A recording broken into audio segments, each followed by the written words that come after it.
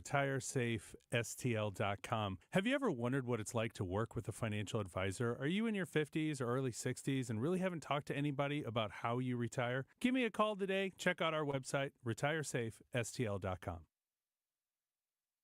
The Dave Glover Show is sponsored by the Michaels Flooring Outlet, the flooring experts. IGotFloored.com.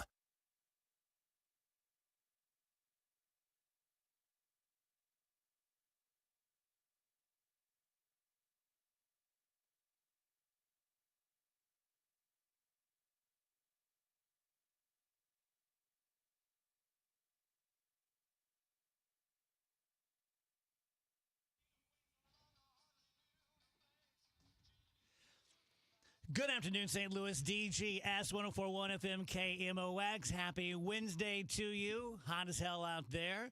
Kevin Wheeler is back. Yay. From the Great North. You say that now. Wait till I get back to being stupid. Yeah, you're there. Yeah. You're good. Doesn't take long. So you were in Michigan for like a family get-together? Yeah, it's a thing they do every year, but I don't get a chance to go every year. I usually get there maybe every 5 years or so, maybe. But then since my sister had her second kid and I hadn't met the little guy yet because he's only 2 months old, it was a good excuse to go up and spend some time with the baby and his older sister and my sister and brother-in-law, my brother, all our families. It was great. Yeah, it was cool. Very chill. Very I noted that there was a beautiful picture of you holding the baby. Yeah. And you look a lot alike. Yeah. But we both look like every baby. Yeah. Every baby looks like one of us. Yeah, right. Yep. Pretty much. For me, it's the chunky. Mm. Yeah. Yeah, I forget somebody. You guys did it, but I know some other friends did the same thing. One of my buddies from Chicago was texting. He said something like, "You guys have the same build." I'm like, "I know. Yeah, that's a jacked baby." Yes, it's all swole. So I had my second game last night with the Bud Light team, and the second rain out. Yeah. In 2 games. I think I'm bad luck. No, because there's no such thing. But there isn't much worse than that, though. I mean, throughout my life, whenever it's even now coaching, but playing old man ball, playing as a kid, rainouts are the worst. Because you spend your whole day getting ready for it, right? Mentally ready, eating to make sure you're ready, like all that stuff. And then it's just like, well, that's not happening. Yeah, at least I got to take some infield, take some grounders, make some throws. That was fun. Got to put on the uniform, which I took a selfie, which I never. It's pretty good looking, isn't it? Ever take selfies at all. It's a nice uni. It's a really nice uni. It looks like the Dodgers. Yeah. Dodgers colors. Like it a lot. Yeah.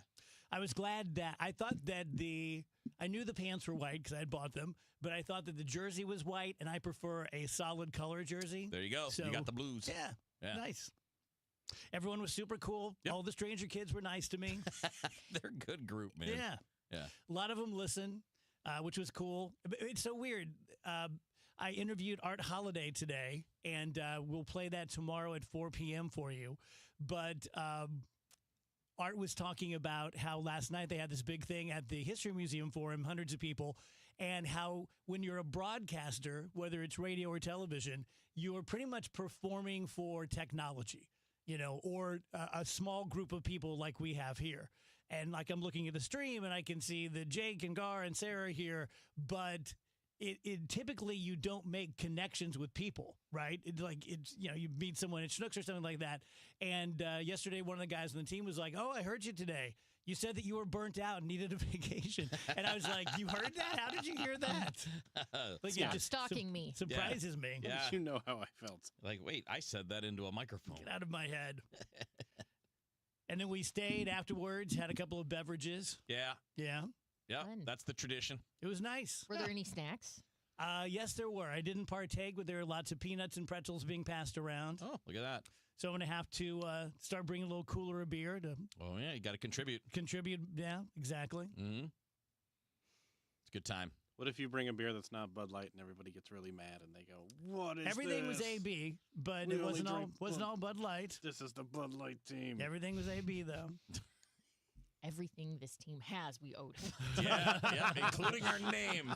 We are nothing without them. Uniforms. You and your Miller Lite, just get the hell out of here. If you haven't already, you should go to the Dave Glover Show Facebook page and check out the selfie Dave took, because it is a cool uniform. Like, It is. just even if you weren't playing on that team, that would be a cool uniform to have. Yeah, and just note that when I took it, everyone was getting warmed up. I didn't want to be the guy that was taking a selfie, so I didn't even smile. I just sort of like snuck it in real quick. Like you were just checking your phone. Yes, exactly. Yeah. Like I was holding it as far away from my face as I could so I could read it. I got some texts. Yeah, that's it. Then I had a terrible night sleeping because I'm sure a lot of you are like this, but my routine is my routine.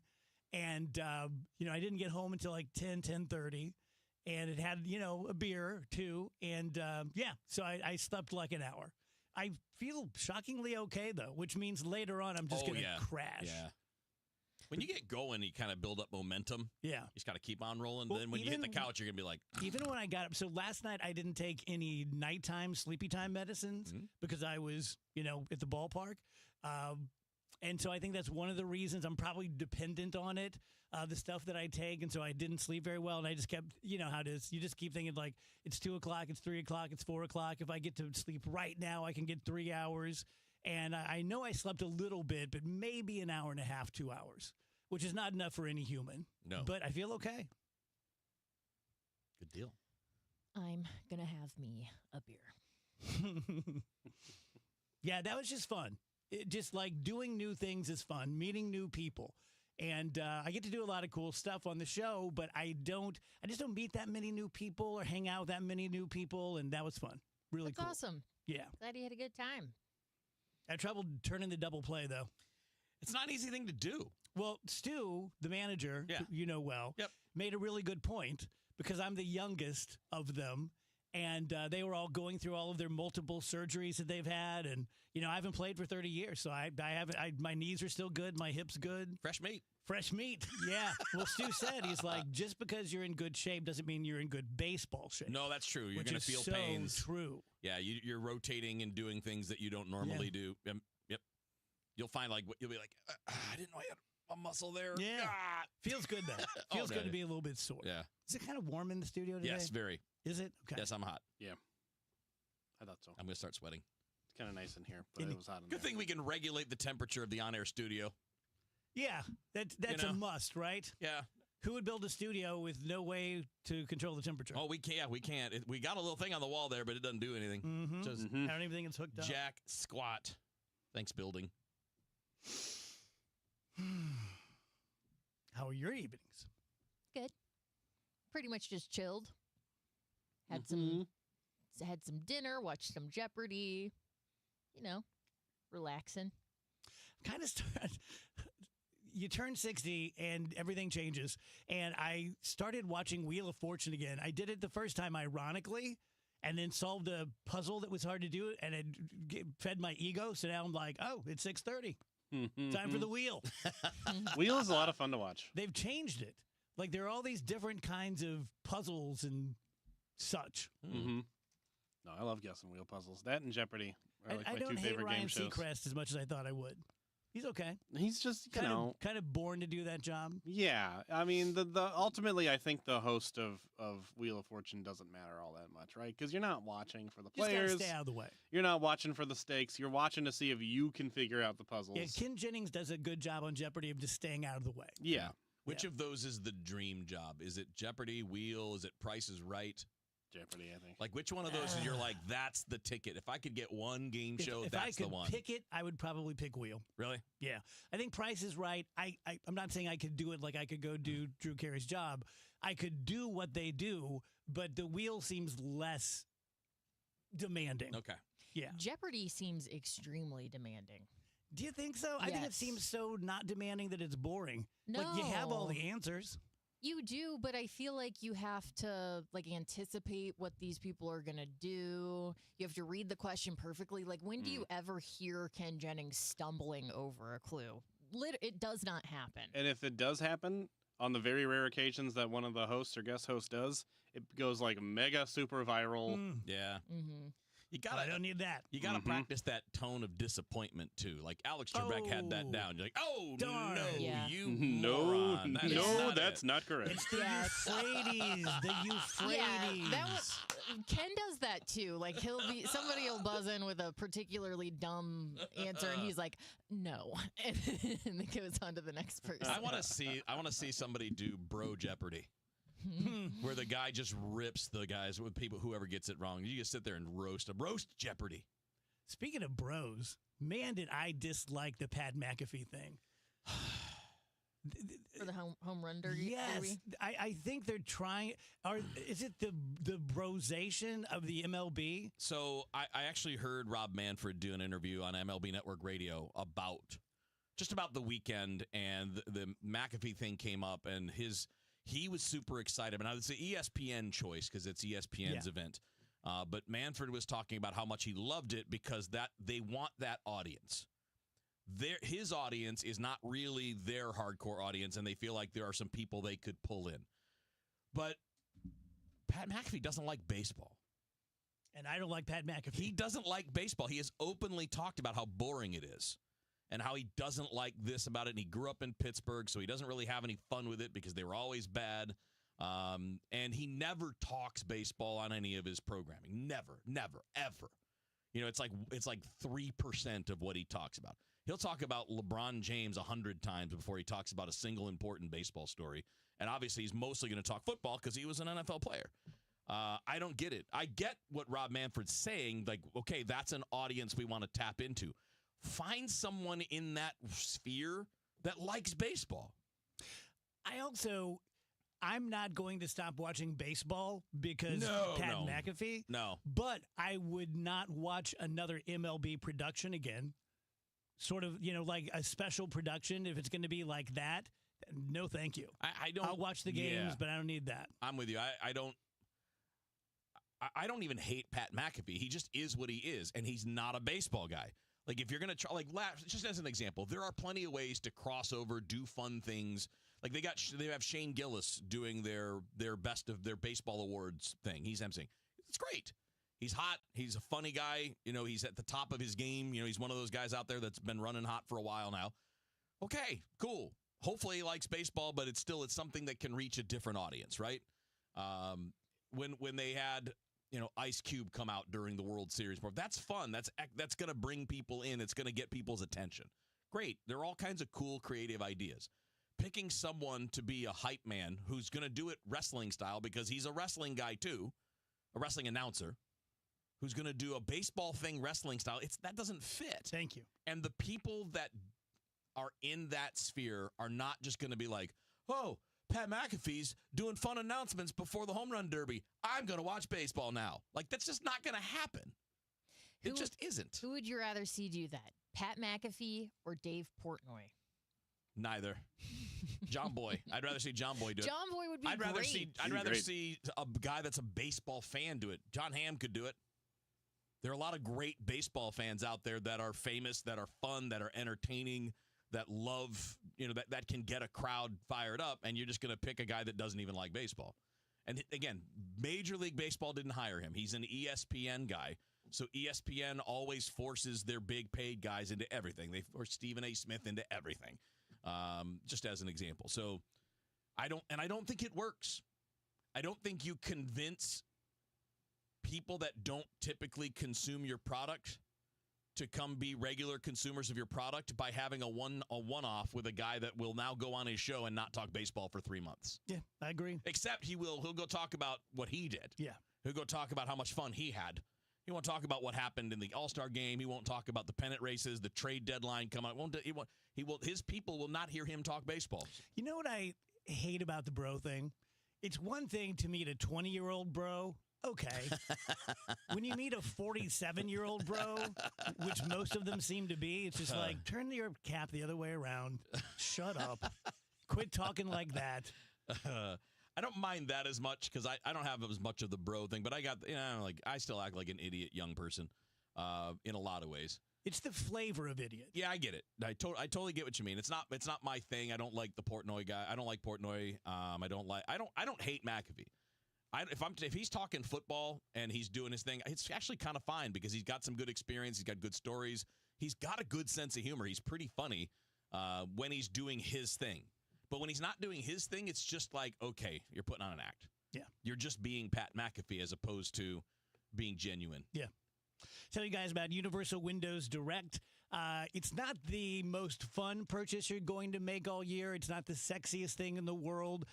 It is kind of cool, though. I mean, like just the technology of these replacement windows, and they beautify your home. They are definitely going to save you money 12 months out of the year, whether it's August or it's December. Keep the cool air in and the warm air in during the different seasons. I like the way this company comports itself. I like the way they do their business. I like the fact that they focus on the actual windows themselves. They focus on the people who build the windows. They focus on the people who install the windows. They give you not only a great deal, but they give you options. For example, right now, you can get payments as low as $99 a month or no payments and no interest for an entire year. Local number 314-334-2522 or universalwindowsdirect.com. Hey, it's Matt, your leaf filter trusted pro. Gutters are an often neglected part of the home. They're also one of the most important. Clogged, overflowing gutters can cause serious problems like foundation damage or basement flooding, which can cost thousands of dollars to fix. Let's face it, cleaning gutters yourself is not only a hassle, it can be dangerous. But when you get Leaf Filter, you'll never have to worry about cleaning clogged gutters again. Get started today by visiting leaffilter.com/deal to schedule your free inspection. If you decide to move forward, we'll professionally clean, realign, and seal your gutters before installing our patented stainless steel micro mesh system. Leaf Filter keeps out everything but the water. And it's backed by a lifetime transferable no clogs warranty. So you're protected for good. We're in your neighborhood and ready to help. Visit Leaf Filter today for a free inspection and estimate, and you could save up to 30%. Visit leaffilter.com/deal. That's leaffilter.com/deal.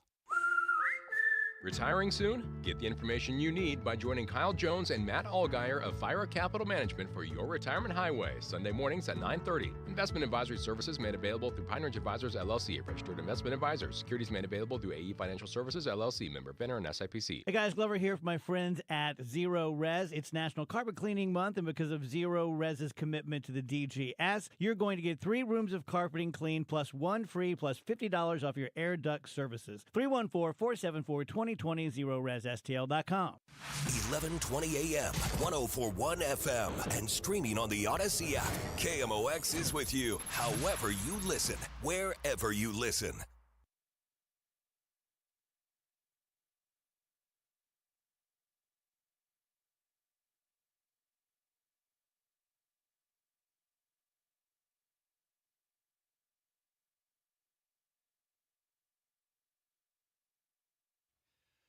Welcome back, DGS and KMOX.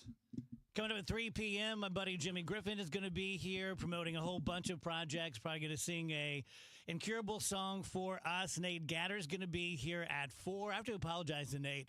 I think I've been rude to him because I thought he was the guy who does the soccer stuff. You mean the play-by-play? I got you. I That got guy. you. I got Speaking you. of Pat McAfee. So I'll be nice to Nate now. It's a good dude. You did a really good job. Yeah. Well, you were gone and Paulie was gone. Were you all together? You and Ackerman and Paulie?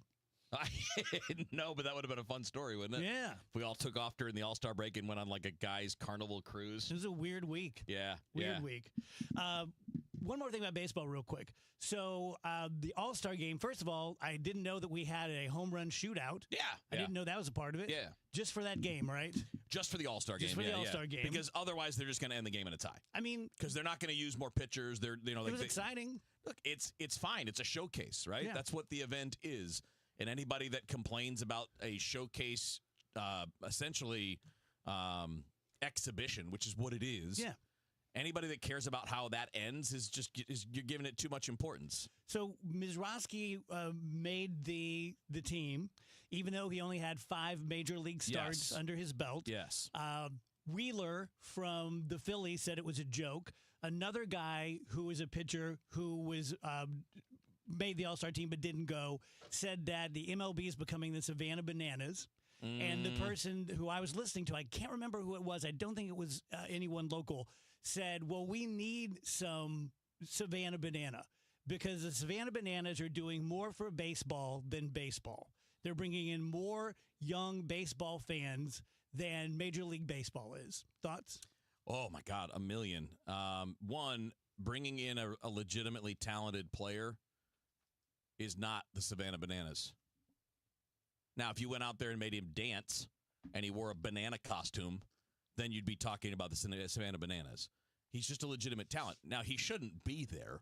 Like, if we're talking about an all-star game as an honor, because, look, these players, so many of them have clauses in their contracts that get them bonuses for being in the all-star game. So there are guys out there that probably cost $50,000 because you chose the guy who's made 5 appearances over them. That's not cool. It is something to be earned. It's not something to be mad about, though, unless you're that guy. Yeah. If you're that guy, you should be mad.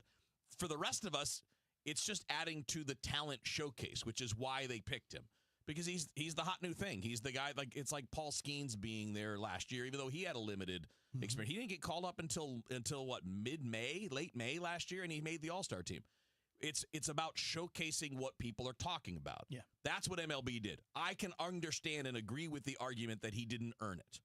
Because getting to be an all-star is a thing that should be earned if you're in that group of players. I don't get why fans care. I do get why other players would care. Because, again, they're looking at teammates like, this guy here, he's made 18 starts. He's got great numbers, and this costs him $100,000 because he didn't get picked to go to the team. Sonny Gray. Right, so I can totally get that. That's a fair position from the players. As a fan, it's whatever. I mean, he's part of a show, and he'll go out there and he'll light up the radar gun for, 1 inning, and people will be talking about it. And from that end, Major League Baseball is trying to do that. But it's not the Savannah Bananas thing. That's not what that is. And the Savannah Bananas are not creating baseball fans. They are taking people who like baseball and giving them an experience and making money off of it. They're not doing anything more for baseball than the Harlem Globetrotters have done for basketball. And by the way, Harlem Globetrotters are great. They've done this for how many years? What's going on with the Savannah Bananas has existed with the Harlem Globetrotters in basketball for, at least 60, 70 years? Yeah. Mm-hmm. Okay, what grew the NBA was Bird and Magic and the emergence of star players and guys like Michael Jordan. That's what caused the NBA to explode when it did. It wasn't the Harlem Globetrotters, even though they're awesome. And I have no issues with the Bananas either. They're fun. And if that makes people like baseball or want to go to their games, that's wonderful. But it's not growing the sport. Oh, boy, I missed Wheeler. Yeah, see? He has Good to so have much him to back. say. See? Yeah. I have more, but I know we got to go to a break. I barely said anything so far. This is I got fantastic. more, I but we- turned my mic off. I'm just chilling over here. Yeah, I was playing a game on my phone while he was talking. Tell you guys about the Gelman team. If you want a realtor who's going to partner, who's going to take care of you, who's going to take you by the hand, not because you're a little baby, but because this is not your area of expertise, who's going to be honest with you, who is going to help you to craft your home sale in such a way that you get the most amount of money in the shortest amount of time with the least amount of upset to you. Someone who is a master negotiator. That's the Gelman team. Are there other good realtors in St. Louis? Yes, I would not be earning my money, and I would not be a good human being if I tried to convince you that it's the only game in town, like a politician. It's like, I'm the only one that can solve this. I'm the only smart one in the room. No, that's not true. There are lots of other good real estate agents, but I'm telling you through personal experience, having done 3 real estate transactions with the guys now, they are fantastic. If you want to find out what they think your house is worth right now, you can do it in the front page of thegelmanteam.com or 314-336-1991. Wake up informed. Wake up empowered. Wake up to Total Information AM, your morning must. Hi, this is Debbie Monterey. I'm Megan Lynch. This is Tom Ackerman. From local news to breaking headlines to weather, traffic, and the stories that matter most, we've got you covered before your first sip of coffee. Expert analysis, bright perspectives from the people you trust. Total Information AM. Your day starts here. Mornings beginning at 5 on 104.1 FM. KMOX. The Siteman Cancer Center Spotlight, how an innovative immunotherapy is showing promise against aggressive T-cell cancers. Joining us is Dr. John DiPersio. Until very recently, until this paper and a few other groups in the world have sort of developed approaches for T-cell malignancies, there was no hope for patients who relapsed. There were no effective therapies. This is a way of treating these patients that would normally have no other recourse. For more information, visit siteman.wustl.edu. Dave Murray's weather forecast is sponsored by SNL Coins. The steamies of summer in place as we go through our Wednesday afternoon. Mainly sunny, maybe an isolated thunderstorm. Tough to find. It's hot and humid. 95 for the high. Today's the hottest day of the week. Just barely. Then tonight, partly cloudy, warm and humid, 77. Thursday, partly sunny, hot and humid, 94, but some scattered thunderstorms developing Thursday afternoon. They will continue into Thursday night. A weak cool front trying to get through. It will be cooler on Friday, 85. I'm meteorologist Dave Murray on 104.1 FM, KMOX. SNL Coin. We buy gold and silver coins, silver and gold jewelry. Also buying gold-filled and silver plates. Before you sell, call SNL. 314-544-3600. 314-544-3600. SNL Coin. Wesley Financial Group is not a law firm. Hi, I'm Chuck McDowell, the timeshare cancellation guy. In 2011, I founded Wesley Financial Group with one goal in mind: to help honest folks out of their timeshares permanently. Today, I run Wesley with my two sons, a real family business, treating every client and every employee like we'd want our own family treated. That philosophy has helped us grow into the largest, most trusted timeshare cancellation company in the United States. Fortune magazine even recognized us as one of the best places to work. Why? Because we genuinely care. In fact, some of our former clients were so moved by their experience working with us, they joined our team so they could help others to timeshare freedom. If you're stuck in a timeshare, give us a call. Let our family help your family. Call Wesley now for your free timeshare exit kit. 800-949-1441. That's 800-949-1441. 800-949-1441. Renewal by Andersen is the #1 window and door brand for customer service. Schedule your free inspection today. Just dial pound 250 on your phone and say the keyword Windows. That's pound 250 keyword Windows, or head to rbastl.com.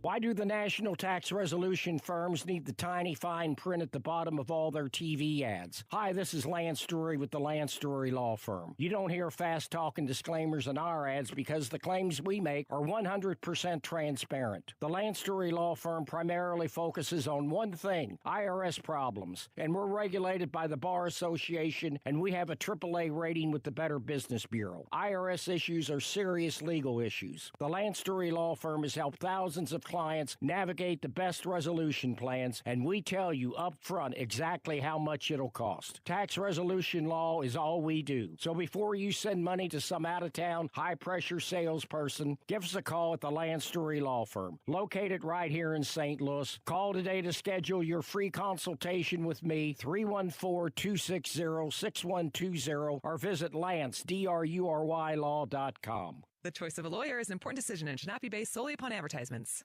Baseball's All-Star Week is underway. Cardinals baseball, it returns Friday night when they take on the D-backs. Cardinals Radio, 104.1 FM, KMOX.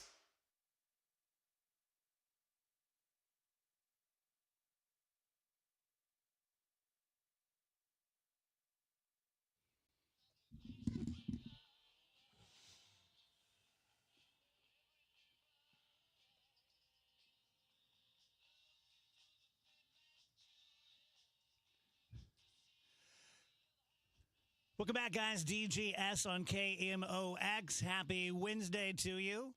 Let's talk about this stuff. We don't talk politics that much. Hopefully you guys can tell that. Not only do we not want to piss 50% of our audience off, but our boss is trying to move KMOX away from, you got 97.1 down the hall. You have NPR. You have Fox News, you have CNN, you have lots of places you can get that. But when it's the biggest story, we'll cover it. And it's fascinating to me what's going on right now with Donald Trump and MAGA and Epstein. And I have to say, I think Trump is making a terrible mistake. And tell me I'm wrong, prove I'm wrong. I think it can only be because he's afraid of what might be in the Epstein files. Because, just release it all. If you're not in there, if you're not worried about it, Release everything. Who friggin' cares? We already know that you were friends. We know that you were neighbors. We have video of you hanging out. No one has. I don't know that anyone's made a big deal of it. Like, I've never made a big deal out of it. No. I don't think that Donald Trump's a pedophile. I don't think that he was in some ring of child abusing people with Epstein. But I recognize a mistake when I see it.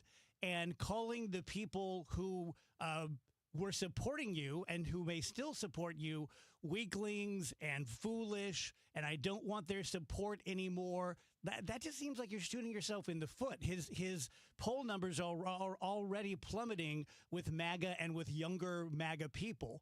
So just release it all. And they're doing this cute little thing where they're saying, release all the credible evidence.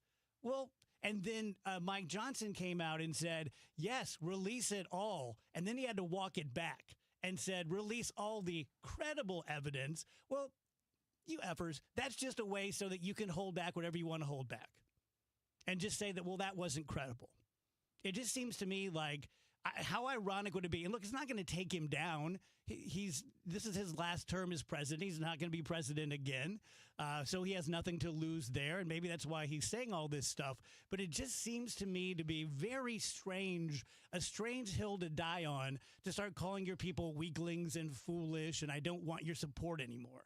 Thoughts? I mean, if you and your supporters hadn't spent the entire election cycle cozying up to the QAnon people, you wouldn't have this problem, right? Yeah. I mean, I'm looking at a tweet right here from Donald Trump Jr. that says, "Show us all the Epstein client list now. Why would anyone protect those scumbags?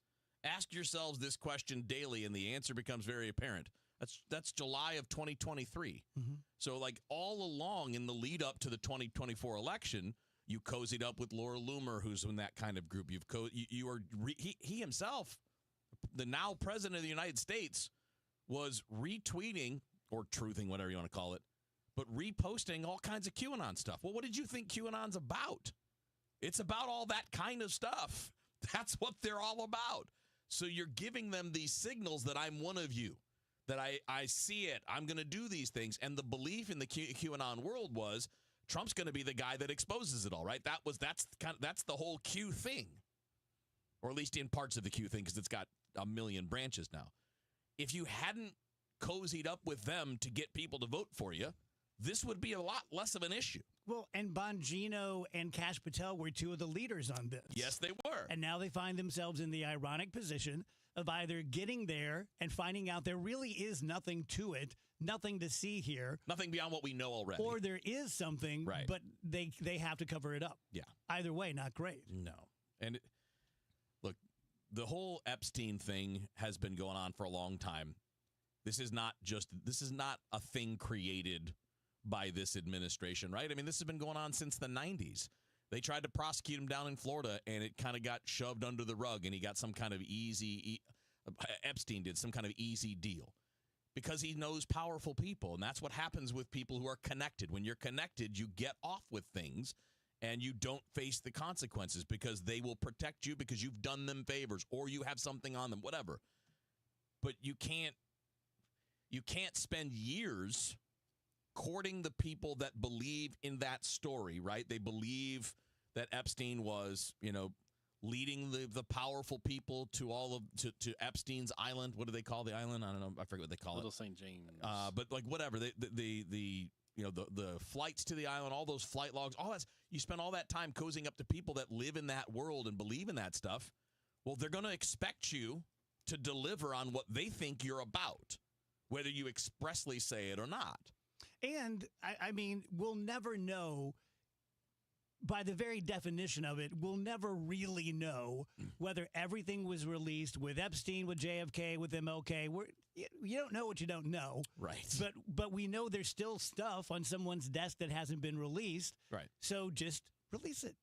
Like Brian says here online, release them, let the chips fall. Just release it. That's my belief on almost anything related to something that's already settled, right? It's almost always boring. He was already convicted. The man is dead. So there's nothing about his rights that would be trampled on, right? He doesn't have any more because he's not with us anymore. So if you just put it out there and there's nothing, well, then everybody will see that there's nothing. I'm that way about every case, though. I was that way. I mean, you name it. I'm that way about JFK, whatever. Any of those files, put them all out. If at this point somebody is harmed by that, well, then they shouldn't have been involved with it to begin with. Yeah. Rach, tell me about the scientists who you agree with, or you disagree with, rather. Okay, so scientists are saying that if you're chronically late, it could be because you suffer from a condition called time blindness, which basically means it's an inability to perceive time. It's a condition that disrupts a person's ability to estimate how long it will take to complete tasks. So this gets in the way of your daily routine. This gets in the way of your long-term productivity. The scientists and the experts are saying this is a real thing. I tend to think it's just thoughtlessness and irresponsibility. Like, to be like, I was late because I have time blindness. So you can't read you don't know how to tell time? Is that what you're telling me? And maybe it's just because I work in radio and everything is timed down to the second that it just feels crazy to me that someone would be like, I wasn't aware of the time. But if you're always 30 minutes late when you're out to meet your friends, like we all know people like that. We all know people like that. Then you are a jerk. There's no there's no excuse. Wow. You just don't value other people's time. Don't call it time blindness. That's very, very silly. You just don't care that other people are waiting on you. It's kind of how I feel when people say that they have like face blindness or whatever. I'm like, no, you just don't care to remember their face, which is fine. I mean, but just don't blame it on a condition. You don't have a condition. You just you're just careless. I believe the scientists. I believe that this is a real thing, but there are a lot of real things that people have that you have to manage. It's not just a fallback excuse. So if you know you have time blindness, you need to account for that in your day-to-day life. So if you know, like, oh, man, I'm always late, well, then plan an hour early. And then if you're late, well, now you're still on time or you're still early, right? And I get it's part of the, but like there are so many things. If you have ADHD, which this is supposedly related to, like the scientists say this is kind of a similar thing, that's great. But you take steps to help mediate the problems that it causes. You don't just say, well, I got it, deal with it, right? Yeah. We all have something we have to deal with. I think that's exactly right. Regardless of what, some people are, I'm forgetful. I don't just get to tell the world, oh, I'm forgetful. I have to write myself notes. I have a disease. I have to, yeah, right. I don't get to hide behind the fact that I've been forgetful since I was a little kid. I gotta set things up in my calendar so I don't forget. It's up to me to solve that problem. It's not up to the people around me to live with it. I agree. I'm not sure I go as far as rage goes because I can imagine something like that. Yeah. I don't have it, but I can imagine, and I've just known so many people who were thoughtful, good people who just couldn't seem to manage the clock. But what Wheeler says, I think, is dispositive. If that is true, then you set a bunch of alarms. Like, take steps. Do whatever you need to do. Yeah, I mean, I'm not being serious when I say I don't believe the scientists. I'm being sarcastic when I say that. Right. I just think a lot of people who are just lazy and inconsiderate, like Dave Heidens brings up on the stream, they're just going to see a study like this and be like, ah, yes, that's what it is. Time blindness. It's like, no, you don't care about other people's time, which is that is my biggest pet peeve in life, when someone wastes my time or like they're just like super late after an agreed upon time or something. When you show me you don't value my time at all, nothing makes me angrier. Like, that is the quickest way to get on my bad side. All of these things that were like in this range of diagnoses, they're all manageable. Human beings manage all kinds of things where their brains are different than other people. And it's up to you to find the solution to that. It's not up to everyone else to just accept it. You can't show up to work late, I wouldn't think, every day, right? No. I mean, some jobs it doesn't matter, right? Some jobs, if you're working from home, for example, it probably doesn't matter. And maybe you find yourself a career where it doesn't matter, but it does still matter to your friends and family, because all of us have friends that are like that. We have a couple, we tell them that we're going to be somewhere an hour before we're going to be there, because they'll be there on time if we tell them that, because they'll show up an hour late.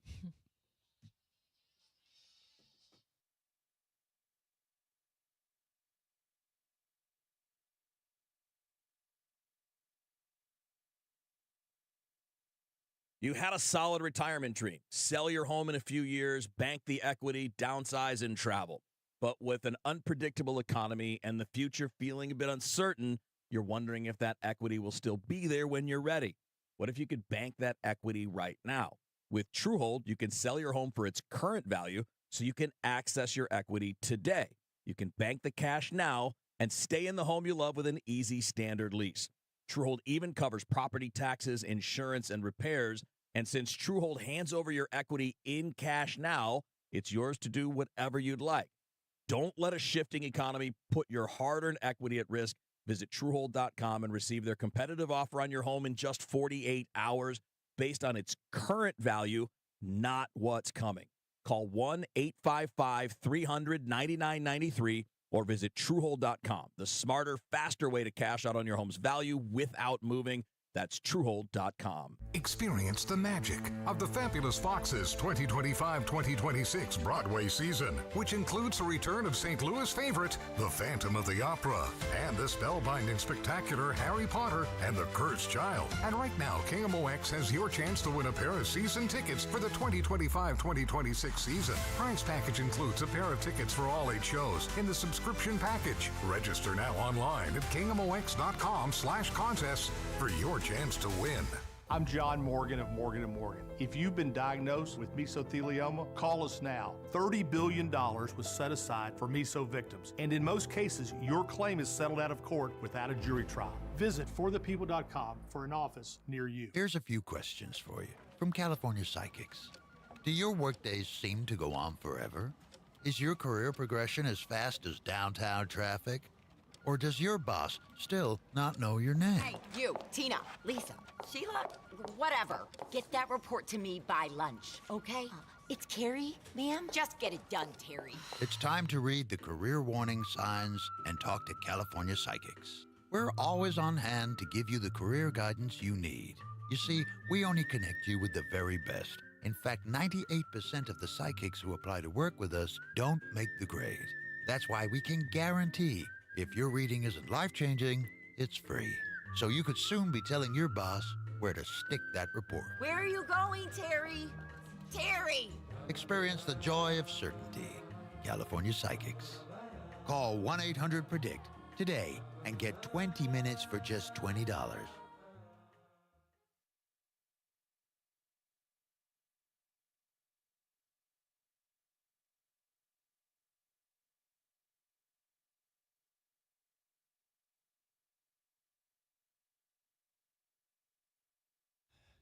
Welcome back, guys. DGS and KMOX. Happy Wednesday. Andrew, you saw something dumb today? Yeah, I don't have a lot of patience for people acting very stupid in public, especially in ways that Like could going to a Casey's and pretending to be drunk? That kind No, of I'm stuff? talking about in ways that can endanger other people. So what I saw today, I was driving down Route 3, and there's a median in between the lanes that are going this away and the lanes that are going that away.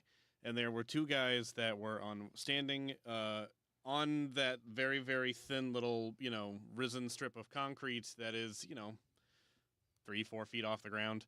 And they were hopping on one foot down it, trying to keep their balance and stuff as semis and, me and many other cars are whizzing past them.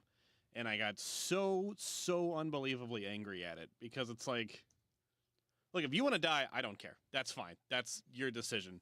But don't irrevocably alter the course of my life because of it. Like they were, all wobbling back and forth trying to keep their balance and stuff. And there are literally 18-wheelers whizzing by them left and right. And we see so much of that now. They didn't even seem to be filming it. It didn't seem like it was we're going to do this crazy stunt for social. I don't know, late teens, early 20s. It made me so mad. Yeah. And nobody else seemed to be very happy about it either. Nobody was, driving past them going hey, look at these guys. We love what you're doing. This is so creative. Look how much fun they're having. It was a bunch of people swerving into the other lane, almost getting in accidents themselves because they know if this guy loses his balance and falls in front of my car and I kill him. Yeah, my worst one for that, being a motorcycle rider, are idiot motorcycle riders. They're typically young. I've never seen someone over 40 do this, but when they pop wheelies and go down Highway 40, I don't care about you because you're an idiot and you are putting yourself at risk. But you're also putting me at risk because you may freak somebody out and they may pull in front of me and end my life or hurt my child or something like that. Yep. How dare you? You just need an ass kicking. That's what you need. You don't need to go to jail. You need someone to beat you up. A lot of people need to be beat up. Mm-hmm. Just one good pop to the nose. Wake you up a little bit. Smell that coffee. Mm-hmm. Yeah. So Andrew should have pulled over. Pop him in the nose. I mean, I was thinking, I hope somebody says something to them. Like, I hope somebody pulls over and goes like, what the hell is wrong with you? Why are you doing this? Well, when I because yell at again, people, you guys think I'm a psycho. No, we just think you're a psycho. No, because what you're yelling at is like a guy that's not going fast enough or whatever. That's psycho behavior. No, it's somebody blocking a lane or not signaling or not telling you what they're doing. I'm talking about somebody who's going to get themselves killed and turn someone else into a murderer on their drive to work. I mean, if you don't signal what you're doing, you can get people hurt. I really wish there was a way to talk to other drivers because it's very rare that I actually want to yell at anyone. But quite frequently, I do wish I could just say, like, hey, you got to learn how to drive because this is not working out. Like, what you're doing here, you're relying on the kindness of everyone else to kind of make up for your bad drive. Like, you're relying on me paying way more attention than I should be to, like, stay out of whatever it is you're doing. I have the worst reaction. Worst as in the least effective. We were just talking about this with the family the other night, and like Phoebe or Nick, I forget which one, like they'll clap, like, oh, nicely done, idiot, like that. And I just shake my head like I'm their father and I'm so deeply disappointed in them. That's a correct reaction. Yeah, but like they don't even see it. No, but it doesn't matter. It's correct. And if they happen to look back and see it, then they get the message. I don't. What's the answer to that stuff? Cops. Because. Or them getting hurt. Well, but I mean, there are other answers, but nobody wants to do it. Like what? If we all had to go back and do driver's training classes every 10 years and relearn. Because the thing that drives me crazy is people don't understand the rules. They don't understand. I mean, they do, but they don't. They've not been reinforced. I legitimately don't think people these gentlemen weren't going like, and we're following the rules. Like, they knew that they were doing was stupid. It's why they were doing it. The problem is that they're not considering that, like, hey, if you fall off, like, I know you think you're invincible because you're 19, but you could legitimately die, like, right here on this highway. And consider for a second if there's, like, a car with, like, a mom taking her 3 kids to school. What we're not taking into consideration is what if they have rule blindness? Well, that's true. They might not know what's going on. In that case, it's fine. Their brain just doesn't perceive rules. I should have considered that they have rule blindness. You're right. They should be on disability. And that's on me. We'll say, like, spending as much time as I did in the last 5 days on the road, like 8-hour drive 2 ways. Ugh. You see, I can't get over how many people just don't understand things. Like, even truckers who drive professionally don't understand. I had a thing on the sheet. I saw that this is something that happened yesterday, and I think we should be taking proactive steps on this, like at the state level, like MoDOT, IDOT, all of the dots. We need to start putting signs when there are lane closures that say, please use all available lanes until the merge point. Because everybody knows that doing it that way is faster, but you got trucks that are going to block people, and you got other cars that are swerving out to keep someone from staying in a lane that is open. The lane is open. It means you should use it. I know why people don't. I know why they don't too. It's because they think that you're cheating. Yes. But you're not. And that's why I'm saying put up the signs that say, do this. We can solve all of these road rage issues, the potential for accidents. When the sign says lanes merge or right lane close, put right after that, stay in all available lanes until the merge point. And MoDOT has it on their website that that's the right way to do it. But people don't think it, and they get pissed off because they get in line 5 miles earlier than they should. But you shouldn't do that. You should use all available lanes until the lane closes and you merge right there. It's called the zipper merge, and it's the fastest way. So instead of slowing it down and then having a bunch of ragers, put up signs that say, do this. so everybody knows. This is what he'll be talking about in the nursing home. Oh, my God. I want to print it on my forehead. They're like, we know, Mr. Wheeler. We agree with you. Like, so Time for nanners. If it's on the website for MoDOT, why do they not post it on the signs to let you know? Yeah, they should. I mean, make one extra sign for every other sign. Here's the real reason to do it. One, to educate people, because I didn't know that about the zipper thing until you mentioned it a couple of years ago. But I also, now that I know, don't do it because I don't want the judgment of all the other people who don't know Totally get it. So put a sign up Put there. the signs so up. you can go. So the people that don't know get instructed, and the people that do know are now not being treated like they're criminals. Yes. And so that we don't have truckers and dudes in big pickups and guys in sports cars swerving out to cut people off for no reason. I think he got cut off on his trip.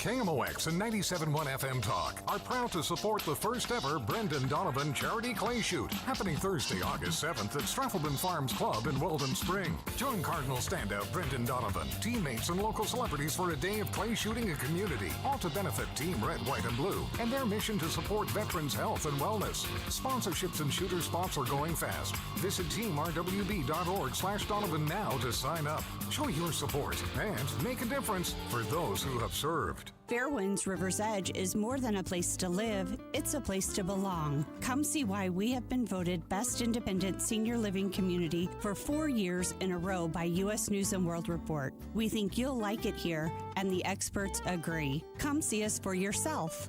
Call to schedule a tour with lunch or to learn more about our upcoming seminar on August 5th, How to Afford Senior Living in This Economy. Find us online at fairwindsriversedge.com. Tell you guys about Neovitin. Been doing Neovitin now for about as long as they've been in operation. Tommy and his dad came to me those many years ago. They were in one or two mom and pop pharmacies with Neovitin, the multivitamin. And we hatched a plan together, the three of us, to get them into Schnucks. And they went into Schnucks and Deerbergs and all the local companies. Then they went regional. Then they went into Illinois. Then they went into Iowa. And now they are, by all practical purposes, a national company. I can tell you from my time with Schnucks, with my Foxpaw company that fixed phones, and later with Walmart, that you don't get into these places at all unless you're really good and you can make them money. And the way they make money is by moving product off the shelves. People buy Neovitin week after week after month after year after decade, and they wouldn't do that if it weren't helping them. So it's all of the nutrients and multivitamins and antioxidants that our doctors think that you need, none of them that you don't. Again, you can find it at neovitin.com or go to your local Schnucks store.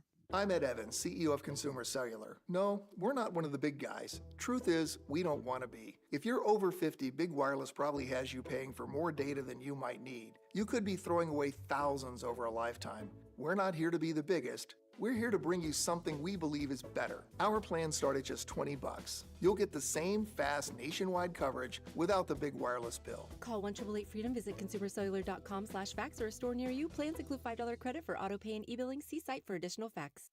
Life insurance. Why are you putting it off? Can't afford it? Too much hassle? Think you don't need it? There's lots of excuses for putting off life insurance. But if you weren't there, who would pay the mortgage and other bills? With Ethos, you could be covered in 10 minutes and boom, family protected. Ethos, fast and easy online term life insurance. Up to $2 million in coverage with no medical exam. Some policies as low as $1 a day. Answer a few health questions and get your free quote at ethos.com/radio. That's ethos.com/radio.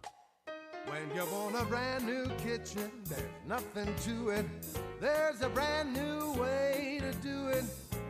3-Day Kitchen and Bath. Bill talks about why he loves 3-Day Kitchen and Bath. I was looking to renovate a home that I purchased. They came out, did all of the work in a timely fashion, and looks first rate. Bill, would you recommend 3-Day Kitchen and Bath? Oh, yes, definitely. Not only because of the quality of the work, but also the quality of the service along the line. From the beginning until the end, they were there and with me, and as we went along, I saw some things that I thought I might want to change, and they we're happy to do that. Really, really pleased with the way they work. As I said, not only the quality of the work, but also the quality of the service along the way. It's about time. 3 days or less at 3-Day Kitchen and Bath. News, talk, cards. KMOX AM St. Louis. KMOX FM Hazelwood. Always live on the free Odyssey app. At 2 o'clock, we've got sunshine. It is 91 degrees downtown at the Arch. President Trump is lashing out at his own supporters as he tries to clamp down on criticism over his administration's handling of much-hyped records in Jeffrey Epstein's sex trafficking investigation. CBS News Justice Department reporter Jake Rosen has more. Really where we stand today is President Trump kind of blames some past supporters, saying that they bought these conspiracy theories that he blames on Democrats hook, line, and sinker. He calls it BS and called his supporters weaklings for kind of buying into this narrative that potentially, A, there's more here than what the Department of Justice says, but also that there could be something credible. President Trump said he's directed her to release any more credible documents. President Trump says a dozen Republican lawmakers he met with last night would be on board with him firing the chair of the Federal Reserve, Jerome Powell. I talked about the concept of fire him. I said, what do you think? Almost every one of them said I should. But I'm more conservative than they are. The race for U.S. Senate in Illinois is heating up. Here's Mallory Vorbroker with that. There are 3 Democrats vying for the chance to replace U.S. Senator Dick Durbin. The latest campaign finance reports show Congresswoman Robin Kelly with more than $2 million in her war chest. Suburban Congressman Raja Krishnamurthy has the most money so far and is out with a new ad. As your senator, I'll take on the biggest bully of them all. Illinois Lieutenant Governor Juliana Stratton was endorsed by Illinois House Speaker Chris Welch this week and has the backing of Governor Pritzker. The GOP race is still taking shape with 8 months to go before the U.S. Senate primary election. Having not paid court-ordered fines or showing up to a Monday hearing, a warrant's been issued for the woman at the center of the Chimp Crazy documentary. Tanya Haddix and her husband did not appear at a Monday hearing in St. Louis County over the civil lawsuit filed against them by PETA. As a result, Judge Brian May has issued a warrant for their arrest. The order for her arrest adds to Haddix's legal woes. She has also failed to pay $225,000 in attorney's fees to PETA. The lawsuit began when Haddix was sued in 2017 by PETA over the conditions she kept her chimpanzees in at the Missouri Primate Foundation. Haddix pleaded guilty to felony charges for lying about the condition of the chimp Tonka, who appeared in the 90s movies Buddy and George of the Jungle. The sentencing for her felony charges has been delayed to next month.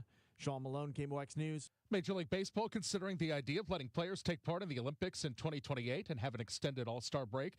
KMOX alum Bob Costas says that's a smart move. They play all the games at Dodger Stadium or the Big A in Anaheim since the 28 Olympics are in the Los Angeles area. I think it's good for baseball. The Players Association will sign off on it. I think it'll be terrific and good for the Olympics, too. You can rewind your Odyssey app to 11:30 this morning. Hear Chris and Amy's entire conversation with Bob Costas. The Trump administration's massive cuts to federal grants and arts funding has left many organizations reeling trying to fundraise. In St. Louis, the Regional Arts Commission just announced more than $3.7 million in grants to a number of local organizations. The Regional Arts Commission of St. Louis, we are the largest public funder of the arts in St. Louis. We've been doing this for 40 years. The people of St. Louis voted to say, you know what, arts are not a luxury. Like, arts are a necessity, and we have to fund it somehow. Jay Schurter with the Regional Arts Commission says a hotel-motel tax funds most of it. RAC will have another round of awards to announce in the fall. The Dow from Stifel up 222 points to 44,225. We've got some road work on 6440 going westbound at Hanley. That's got the right lane closed there. The steamies of summer in place as we go through our Wednesday afternoon. Mainly sunny, maybe an isolated thunderstorm. Tough to find. It's hot and humid. 95 for the high. Today's the hottest day of the week. Just barely. Then tonight, partly cloudy, warm and humid, 77. Thursday, partly sunny, hot and humid, 94, but some scattered thunderstorms developing Thursday afternoon. They will continue into Thursday night. A weak cool front trying to get through. It will be cooler on Friday, 85. I'm meteorologist Dave Murray on 104.1 FM, KMOX. We've got sunshine across the region, 91 in St. Peters and Florissant and downtown at the Arch. I'm Michael Calhoun, KMOX News. This report is sponsored by McKelvey Homes. Hi, I'm Jim Brennan of McKelvey Homes. Have you always wished for a brand new home in an established neighborhood? Select one of our move-in ready custom homes throughout St. Louis, or we will build on your lot. Visit McKelveyHomes.com and move up to McKelvey. The Dave Glover Show is sponsored by the Michaels Flooring Outlet, the flooring experts. IGotFloored.com.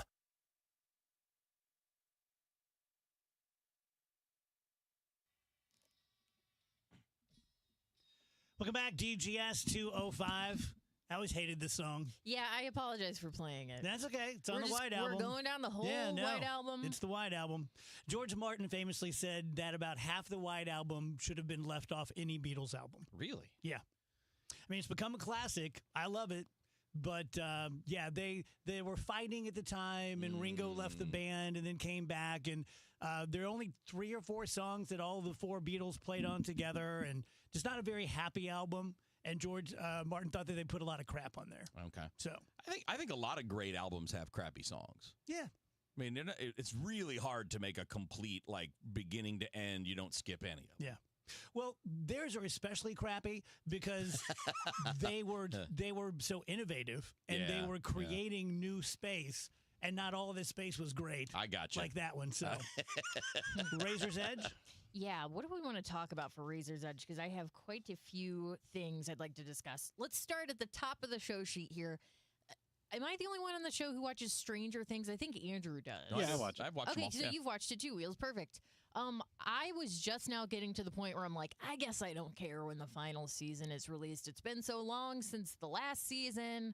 I don't even remember what happened. Well, they released the teaser for the final season today. They're going to release it in like 3 parts. One in November, I think, one around Christmas, and one and then the finale on New Year's Eve. The teaser was so good. I'm so excited to watch it again. And it just got me stoked for this to come out. But the thing that's crazy is this show was originally released in, I think, 2015. Wow. And this is like season 5. Yeah. So they've really, taken their time. The last time a season came out, I had not met Kurt yet. And we've been together for 2.5 years. Wow. It's been that long? Yes. And so it's just crazy how much TV has changed. Just in my lifetime, they cast these kids. They all did an amazing job. They want to keep working with all of them, but we watched these kids grow up on screen. Millie Bobby Brown is married now. It's so crazy to witness. I think it was like May. It was like Memorial Day weekend of 2022 because it was when I had COVID. Was like the night that came out. Was the night that I the original? COVID. No, the last season. The last season. The last season 4 or whatever. I don't know what's wrong with me. It's such a pattern with me.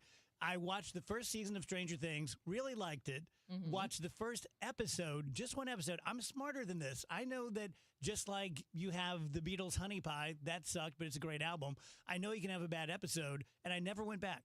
Just that one episode, I'm like, oh, it's not going to be any good anymore. And I just can't bring myself to go back, and I should go watch it. Yeah. It's really fun. It's because I had kind of fallen off for a while too. And then right before the last new season came out, I was like, you know what? I'm going to get current again, rewatch the whole thing. It's a very solid show. It's not the best show in the world, but they work really hard on it. They do a really good job. The whole 80s thing is, I wasn't there for the 80s, but it seems pretty accurate. Oh, no, it's nails. Pretty fun. It's pretty accurate. That's why so many Gen Xers love it. Yeah. Because you're just like, it's a time machine. Yeah. It was pretty nails for that. Yeah. So yesterday I talked about Camp Mystic. The director of the camp had a National Weather Service alert that he waited about an hour before he started actually trying to evacuate kids from the camp. This man did end up losing his life trying to save kids. Look, yesterday I brought it up and I was like, we want to know where to put the blame. Here's an example of here's where I think they went wrong. He should have started evacuating sooner. These counselors should have had cell phones. They should have been getting alerts too. The whole thing seems rather bungled. I don't think I'm necessarily wrong to say that, but last night I was feeling pretty bad. The Daily Mail posted a video about the situation, basically saying the same things I was saying and just pointing out hey, here's a point in which this all started to break down. The comments, though, we complain a lot about the comments on social media. A lot of times it is extremely negative. But people were commenting on this video and saying things like this. He also died trying to get all the kids out. Stop trying to make someone the villain here. Someone else said, here in Texas, we get flood warning texts all the time, and they mean nothing. Oftentimes, we get them, and it doesn't even end up raining. He shouldn't be blamed, and he sacrificed his life trying to save people. He literally died trying to save those kids. He probably didn't think it would get that high that fast. It's not his fault. Why do people do this? Typical news media trying to incriminate someone who's doing good things in the world. I'm not saying you shouldn't publish this kind of information. This should be out there. Everyone should know what's going on. But it was good for me as someone who's in the media to see these comments and go like, okay, there is another side to it too. Because it is easy for me to say like, well, when he got that National Weather Service alert, he should have immediately started moving those kids out. But then if you live in Texas, and this is a thing that happens all the time, you do understand the inclination to be like, all right, let's see how this actually shakes out. We'll start communicating among ourselves before we start moving the kids out. So that was just something I kind of wanted to follow my sword about and highlight, sometimes the good part of having the social media. Yeah, convo. I have probably been a part of 20 or more sirens or tornado warnings, go to your basement right now, and I've done it twice. Yeah.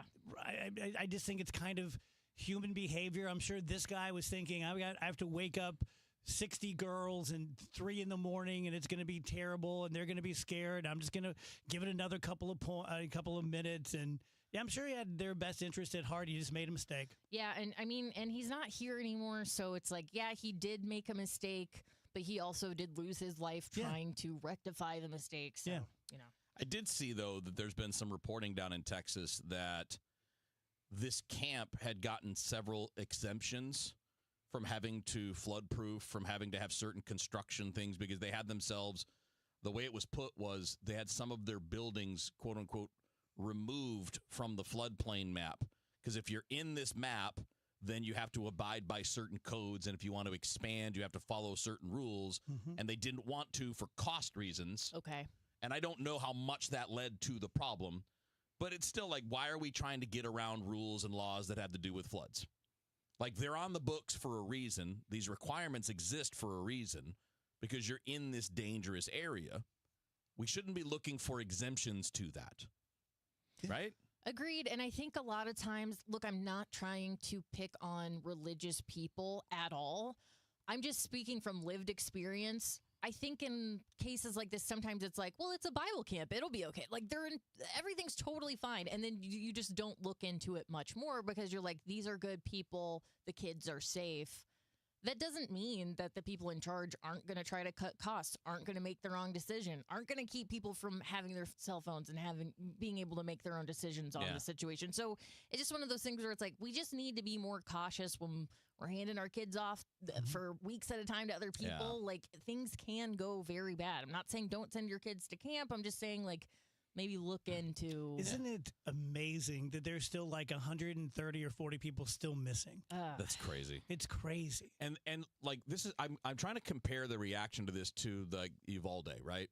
The school shooting, in the sense that it's not about dragging anyone through the mud. It's about trying to keep something like it from happening again. Yes. So if you don't walk through what went wrong and at what level and figure that out, then it's going to happen again. And so this is, again, I think that's a great point, Rach. I mean, this person died trying to help kids. It's not about dragging them through the mud. I'm not trying to take the people who are in politics or the people who run the camp who work to get these exemptions. It's not about burying anybody. But you cannot, you have to learn from these things so that it doesn't happen again. Yeah. That's all it is. And I think that's with all of these problems. And I hate it when people in politics, regardless of party, when they're like, it's not time for the blame game. No, it's always time for the blame game. Because until we figure out what went wrong and how it went wrong, we can't fix it. It was that way with 9/11. It's that way with really any tragedy. You have to learn from it so that you can try to prevent it in the future. Agreed. Okay, here's another story for you. Have you guys seen this American Idol music supervisor who was killed in her home very recently? Have you seen this story? Yes. absolutely crazy. I've never heard of this job title before, music supervisor. I was thinking she was a producer, but maybe they just don't want to use that title for some reason. But she worked for American Idol for 15 seasons. Her name is Robin Kay. She and her husband were executed in their $4.5 million home in a double murder. Now, they have made an arrest of a suspect, but this is just absolutely crazy. Both victims had what appeared to be gunshot wounds to the head. Officers found blood in the entryway and a broken window. And they didn't ransack the home, so it doesn't look like it was a burglary. It does look like a personal vendetta type thing, but it's just very wild that this happened, especially to someone. Whenever things like this happen to a famous person or an LA person or something, it just makes it so salacious, I guess, because you think they're in this millions of dollars home, in protected bubble. Exactly. And that bubble is pierced, and it's very scary. Makes it feel like it can happen to anybody. Absolutely. Yeah. Okay, one more story for you guys for Razor's Edge. I may have to go up here. Okay, so there is a woman who has a baby who's 23 pounds already. I think the baby is only 4 months old. Yeah, his name is Gunner. This is a big boy. Big baby. Have you've seen the baby on social media? No. Okay, this is a big boy. The mother is 21 years old. She posted her baby Gunner to social media, and she's like, "Yep, I have 1,000th percentile off the charts 4-month-old," and she's joking around. She's saying, "This is 22.5 pounds of pure muscle," which is cute and funny. But predictably, also, people started to be really mean. You're a bad mom. About saying this is child abuse. You're overfeeding the baby. The baby is far too chunky. You should, be ashamed of yourself that your baby has gotten this point. And now the mom is understandably very upset that this is happening and is asking for people to stop being mean about the baby, insist the baby is perfectly healthy. I have maybe what might be considered an unpopular opinion on this one. If your baby is being cyberbullied, just take the baby off the internet. You don't need to monetize your baby. There you go. You don't need the clicks. I get it. He's a big boy. It's funny. It's cute. You want to try to make a run for the social media influencer thing. But if your baby is being hurt in the process, you are actually fully in control of that, and you can just remove him from the situation and not put him in that position. When and how did we lose our politeness? For example, part of me says, you put something out there on social media, you get what you get, you don't throw a fit. Someone makes fun of you. So, for example, we posted a picture of me, a selfie I took last night in my new old man baseball uniform. Someone could go on there and say, you look stupid. It's stupid that you're even doing this. You're too old, blah, blah, blah. And, okay, fair enough. I put myself out there. But you're also being a D. You're also being very not polite. And I grew up being taught to be polite. And you don't say things, even if you're thinking them, if it's going to hurt someone else's feelings, especially, and I think we all have a little scale in our head, especially if it's unimportant. If it's Andrew and I'm worried about him, and I think he's making a big mistake, and I say something that's going to make him unhappy, but the side of the scale says you need to say something, as opposed to, what a stupid shirt, or I can't believe you're this, or I can't believe that, which does nothing but give me a little shot of dopamine, maybe, but it's something that could stay with you for a long time. I think it's the classic, an easy way to make yourself feel good is to... And why does it? I don't know. Why? Because, look, I'm no angel. I get it. I've experienced that, too. In my private life, and by private life, I mean in my brain, I'm constantly saying mean things about people. Strangers, people I don't know, I'm like, oh, that's so stupid. And maybe I'm the worst kind of person because I'm bad enough to think it, but too big of a wuss to say it. Well, don't you? I mean, we talk about celebrities bad on the show all the time. Yeah, because they're not like real people. Yeah, we're like, oh, they're never going to hear it. And I've seen this a lot online where people will say something mean and then someone replies and they're like, oh, I never thought you were going to see this. Yeah. People there are some people who are able to just fully detach from the reality that anyone can see it, and they're like, oh, it's not real. I'm not actually bullying someone. I'm just speaking my mind. They're able to like draw this line in the sand it doesn't actually exist, but it exists in their brains. Do you think politeness matters? Yeah, absolutely. Mm-hmm. We haven't just taught ourselves that it was just a silly thing that we did and it doesn't matter at all?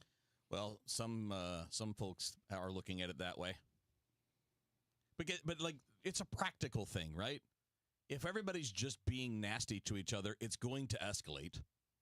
Yeah, we're here. I mean, it just is. We're here because we are social animals that gathered in tribes. Yeah. That's why we're here. And we've been able to move along and function because we do things like try to be polite, even when we don't believe it.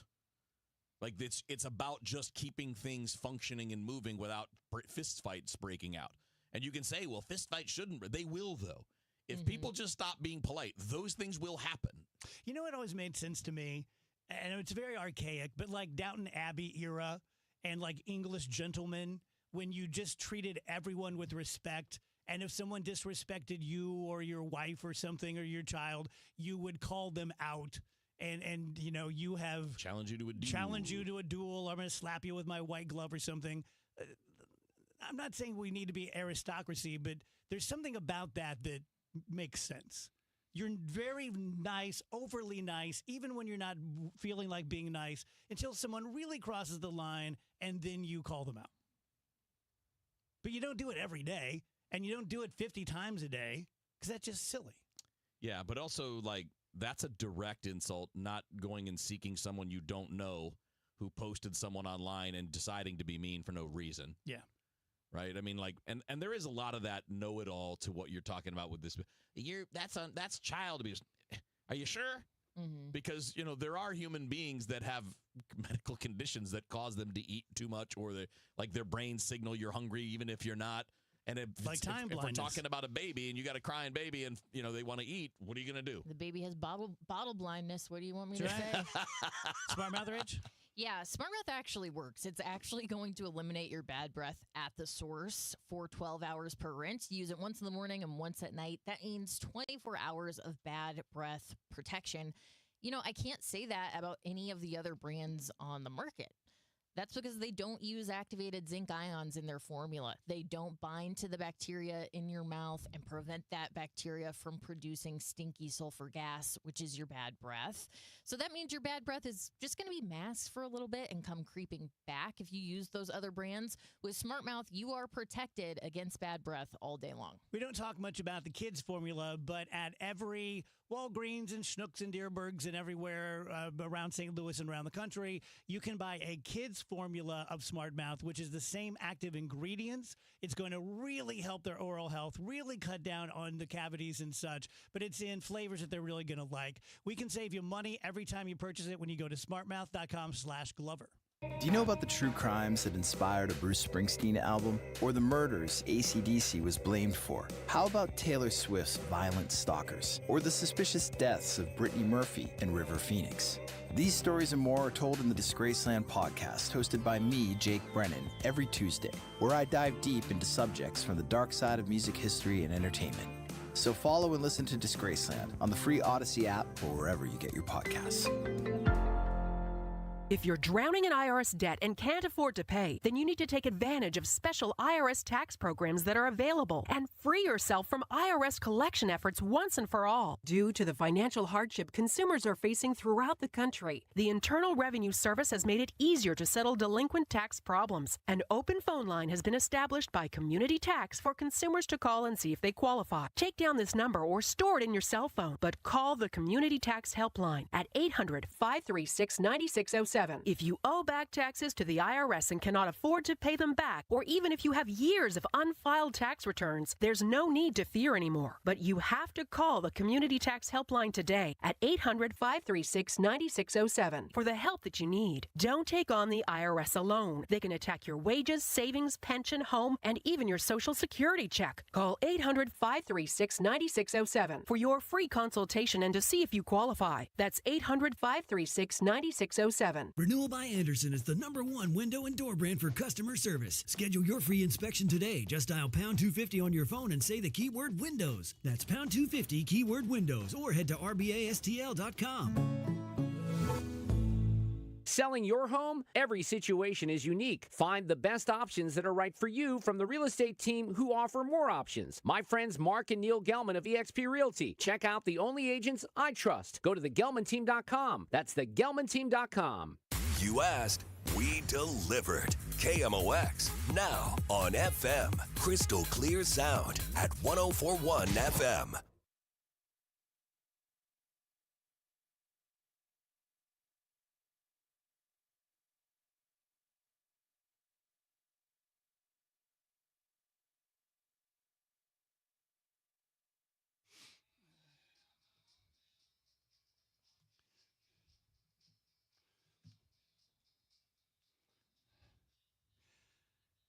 .225 DGS on KMOX. Happy Wednesday to you. Wheels is back. He was gone for 3 days. I'm going to be taking the day off on Friday. I'll be back on Monday, so you're in good hands with the guys here. Today is National Hot Dog Day, and I just have to say, hot dogs are a hill I'm willing to die on, maybe literally. If it takes 7 minutes off your life every time, I'm good giving up a couple weeks. Yeah. I mean, that it helps that stat sounds like highly phony baloney. You know what I mean? You know what they also said? They said, they just came out and said that now when they say things like, they shouldn't say things like this. They said one diet soda significantly raises your risk of having a stroke. Now, let's assume that it's true. When you say things like that, that makes me go, well, it's not like I'm never going to have a diet soda again, so I guess I'm just going to die of a stroke. As opposed to if they soft-sold it a little bit and said diet soda can lead, you know what I'm saying? Like when they say like one soda, I'm like, well, what am I going to never drink a soda again? The story, if I remember it right, says could lead to an increase in the risk. All right, how much? 1%? 80%? Like, did it say? You have to read the article for that. Is it no, this is my point. Like, is it like piling up a bunch of pennies? Because if I pile up a bunch of pennies, eventually I'm going to get to $1,000. But it's going to take me a long time, and it's going to take me a lot of pennies to get to $1,000. You know, I think that those are the things that are context that are important when it comes to, like, is coffee good for you? Is wine good for you? Like, well, all right, I get it. But, like, saying that one thing increases the risk. Okay, how much? How much? Because that's what I need to know to make my decision to stop drinking Diet Dew. Because otherwise, I'm not stopping. Also, you could get hit by a bus tomorrow. You know what I'm saying? I like that eating philosophy. a hot dog and having a soda. Man, what if they all happened at the same time? That'd be weird, wouldn't it? It would be weird. There goes those 7 minutes.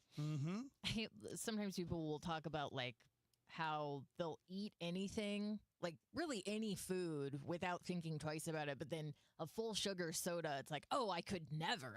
I would never waste my calories on something like that. That's an interesting mentality to have too. Yeah, like I'm kind of the same way. In general, I don't drink the full sugar sodas like pretty much ever.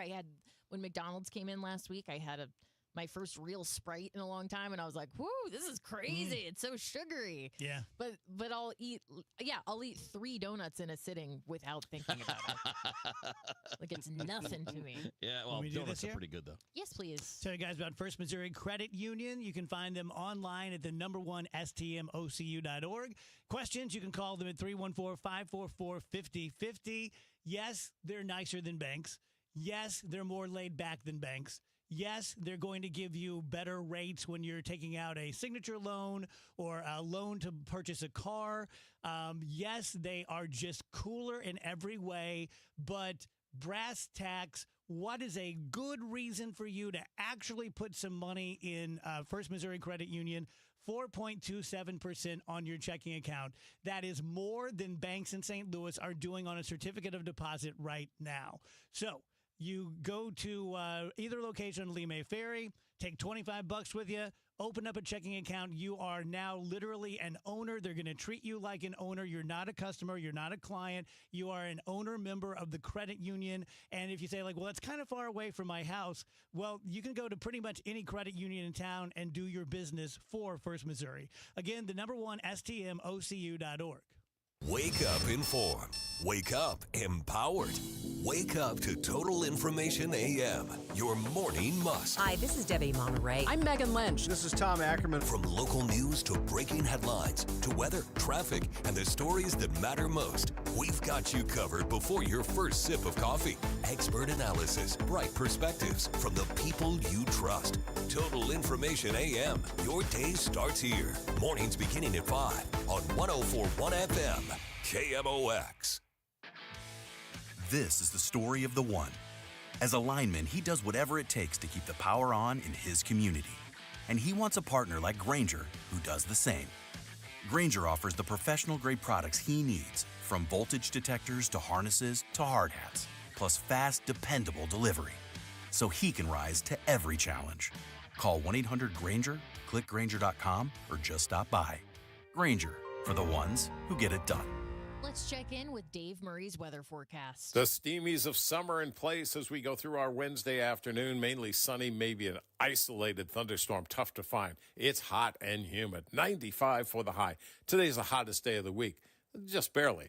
Then tonight, partly cloudy, warm and humid, 77. Thursday, partly sunny, hot and humid, 94. But some scattered thunderstorms developing Thursday afternoon. They will continue into Thursday night. A weak cool front trying to get through. It will be cooler on Friday, 85. I'm meteorologist Dave Murray on 104.1 FM, KMOX. Brought to you by Eamon Gantner and Capriano, YourEstateMatters.com. My dad always said, no one gets out of this world alive. Hi, it's Margaret at Eamon Gantner and Capriano. Do you have a will? Eamon Gantner and Capriano, YourEstateMatters.com. The choice of an attorney is an important decision that should not be based solely on advertising. We started Neovitin because we wanted to create a multivitamin for ourselves. That's why we focus on quality ingredients and formulas with our multivitamins. Neovitin 50 Plus multivitamins are formulated with over 20 vitamins and minerals, along with our 4-ingredient physician-formulated proprietary blend for the highest quality daily nutritional support. Give Neovitin 50 Plus multivitamins a try for yourself. Find them at your local Schnucks, Deerbergs, and online at neovitin.com. An important message from S&L Coins. S&L Coins pays top dollar for your gold and silver coins, old currency, gold-filled jewelry, scrap gold and silver, silver plating, gold and silver bullion. Get a quote with a call to S&L at 544-3600. S&L Coins, 544-3600. Or visit S&L Coins at 9300 Gravois, just east of McKenzie. Open 9 to 5 Monday through Friday, 9 to 4 Saturday. Before you sell, call S&L 544-3600. Hey, it's Jeff Sachs at Sachs Financial. RetireSafeSTL.com. Have you ever wondered what it's like to work with a financial advisor? Are you in your 50s or early 60s and really haven't talked to anybody about how you retire? Give me a call today. Check out our website, RetireSafeSTL.com. We've been here 30 years. 30 Christmases in this house, and we have the traditions that most families have. That's Terry talking about her experience with Rhino Shield ceramic coating. We did Rhino Shield 14 years ago, and the house still looks the same as the first day. Rhino Shield really worked with me to help me get just the right nice soft yellow, and it's 14 years later, and it's the same color. The main reason Terry called Rhino Shield is because it's backed by its 25-year transferable warranty. It just sounded wonderful that we could have the house coated with Rhino Shield and not have to worry about it again for 25 years. Take it from Terry. Give Rhino Shield a call now for a free evaluation. 877-25-RHINO. 877-25-RHINO. Or visit 877-25rhino.com. There have been neighbors that have come by and said, did you just have your house painted? Because they wanted to know who the contractor was. And I said, no, it's actually Rhino Shield. 877-25rhino.com. Baseball's All-Star Week is underway. Cardinals baseball, it returns Friday night when they take on the D-backs. Cardinals Radio, 104.1 FM, KMOX.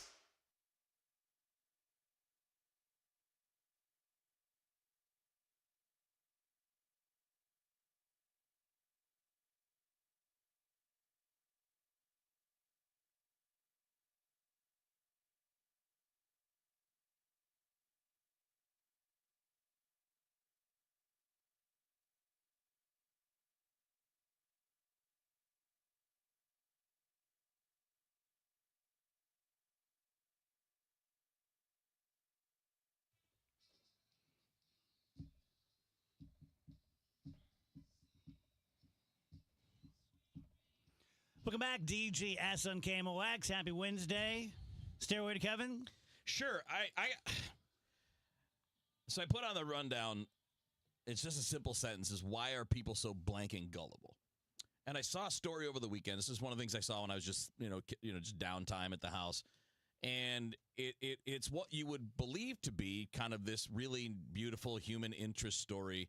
I saw somebody push it out there. And again, it was a person in the world of baseball as a broadcaster who retweeted it. Didn't tweet it themselves, but retweeted it and said, oh, maybe it was either a broadcaster or a national sports personality who retweeted this and then just said something like, what a beautiful story. Everyone should read. Something simple. And it's not anything ugly, but it's so obviously made up when you start to read it. Yet it's like the most popularly forwarded thing on the internet at the moment. So the story, I won't read, it's a really long story post. And it originated on Facebook, shockingly. But it's a story of supposedly a 24-year-old girl fresh out of college who was volunteering at a hospital.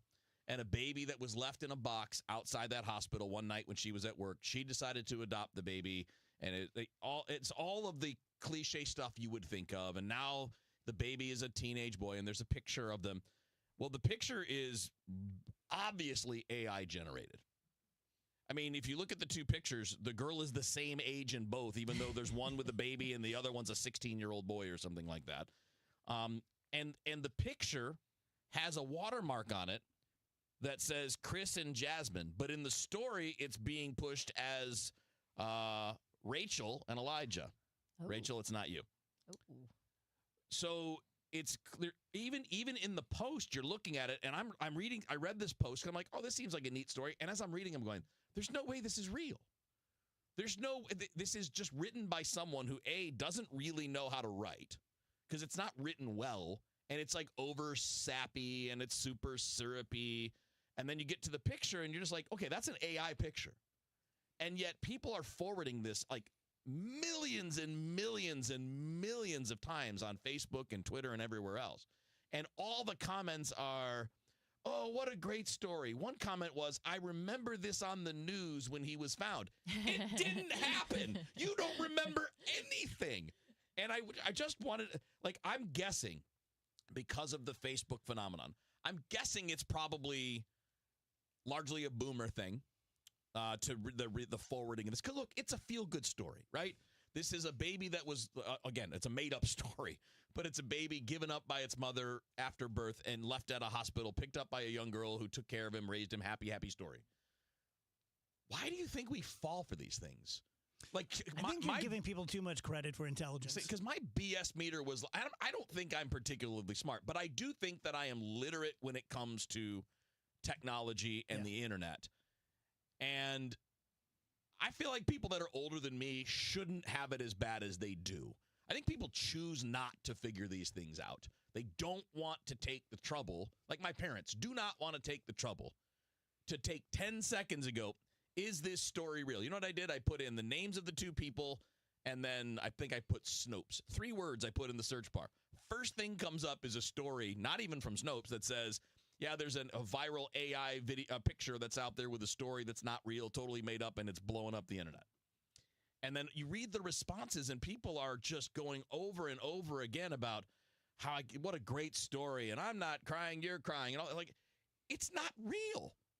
And we're so easily fooled. And it's not always something nice, right? Sometimes it's set to make you angry. Sometimes it's set to make you have a political bent. What do we need to do to get people over this hump? Where we don't just believe what we see because it feels a certain way to us. I don't know if there is getting people over the hump.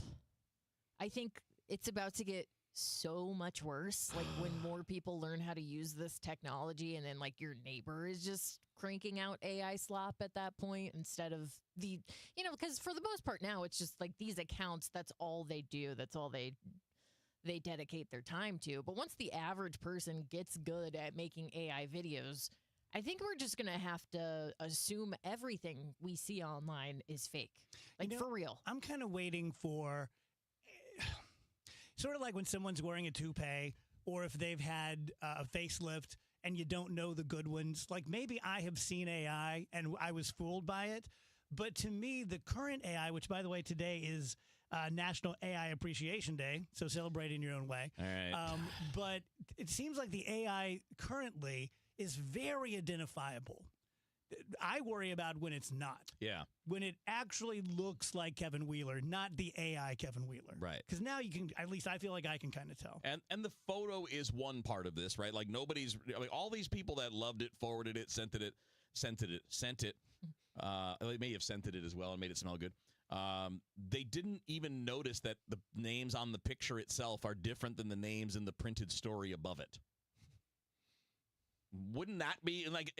I'm not asking anybody to be junior detective or anything. Just like maybe people don't want to know. We do need to start though. But this is the reason I wanted to ask this question was because of what Rachel said. This is about to get harder.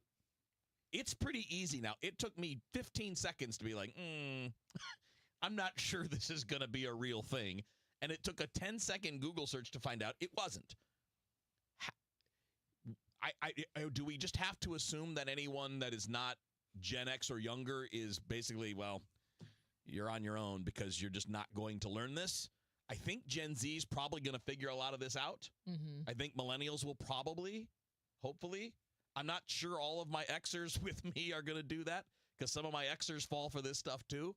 But we shouldn't because we were still fairly young when when the internet started, right? I mean, we were just out of college or just in college when the internet became a thing. We should be okay with this stuff. I do understand if you didn't grow up with technology being a big part of your life, that it's not easy. But if you're on it, you should learn it, right? If you're on Facebook and reposting things, wouldn't you want to know that what you're sending to the people you love and care about is real? Whether it's rage-inducing or this is a harmless story. It's nice. It's going to make people happy, but it's fake.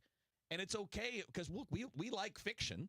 We read things that are fiction all the time. They can make you feel good. That's okay. But this feels like fooling people. Do you feel like it is a net positive because millions of people had their hearts warmed, or is it a net negative because they fell for something? I think it's a net negative because of what it symbolizes, because that means you're going to fall for everything else too. Because these are the same kinds of things that, like, your crazy uncle sends you in, 17-point purple font. Did you know that whatever conspiracy theory thing was real? Like, we have to be able to tell reality from non-reality. We need to be able to tell fiction from nonfiction. And as soon as we can't do that, we're in trouble. And I guess, guys, the reason that this bothered me more than anything, all of our leaders are in the generation that can't tell. Correct. They can't tell the difference because they're not learning it. Maybe in part, if you're a senator, you have a lot of things to do, so you're not spending your time on figuring out what's real and what's not on Twitter. But like people making important decisions are the group of people that are fooled by these things. It's interesting to me because what it's making me think of is on Instagram, there's a lot of like Instagram models they're very beautiful girls. Mm-hmm. The whole thing is like they're basically naked on Instagram. People are looking at these photos for sexual gratification in many instances. Anyone who is able to think this through knows these photos are heavily edited. Oh, You're not seeing filters, like an actual, the makeup. filters, all that stuff. You're not seeing someone like in their true form necessarily, but you're still getting that rush of like, I like what I see, so it kind of doesn't matter that this isn't real, that this is like mostly a facade. That also applies to this AI stuff. If you see a video and it's warming your heart, like if you're getting that emotion from it, maybe you just don't even stop to think like, wait, is this real? Because you're getting that gratification right off the top. Same thing if something makes you angry. If it's a fake video that's a rage bait type thing, you're getting that gratification from that rush of anger. People just don't know how to pause. And it's a good point. People don't watch porn and go, I'm beginning to think this isn't a real pool boy. Exactly. You know what you're getting into. But you're going into it knowing that. Yeah. And I think that's part of the problem because this is harmless fooling, right?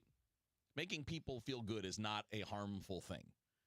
But when people start getting sucked in, and then maybe it's a scam next time, maybe the next time it's something that makes you angry about something in politics that's maybe not even real. But the story is convincing, and you kind of want to believe it anyway. What do you think of this story up on the TV? Courts use comfort dogs to help witnesses through testimony. Good idea. Yeah, I mean, really I completely guess fine with it's it. good. What's the Really? harm? What's the harm? We're just such wussies. Like, you're a witness. You're recounting something that might be like traumatic for you. If there's a pup on your lap calming you down, I don't see a problem. It's not Yeah, like if we're we're- comforting the accused. With Yeah, the but if dog. you're asking like a woman to testify against like her husband's murderer or whatever, and that could be a pretty difficult experience. Or like Rachel said, it's not like we're giving them to the defendants. Like here, or a 12-year-old kid who had something terrible happen You to them. couldn't. You could not give it. You couldn't not give it to an accused person. But I think it's only on the stand, isn't it? Yeah, but if you take the stand, yeah, that's fair. You're right. I don't know. Some I things don't- just I seem don't like so declare wussy that. to me, which I guess is just my dirty word for woke.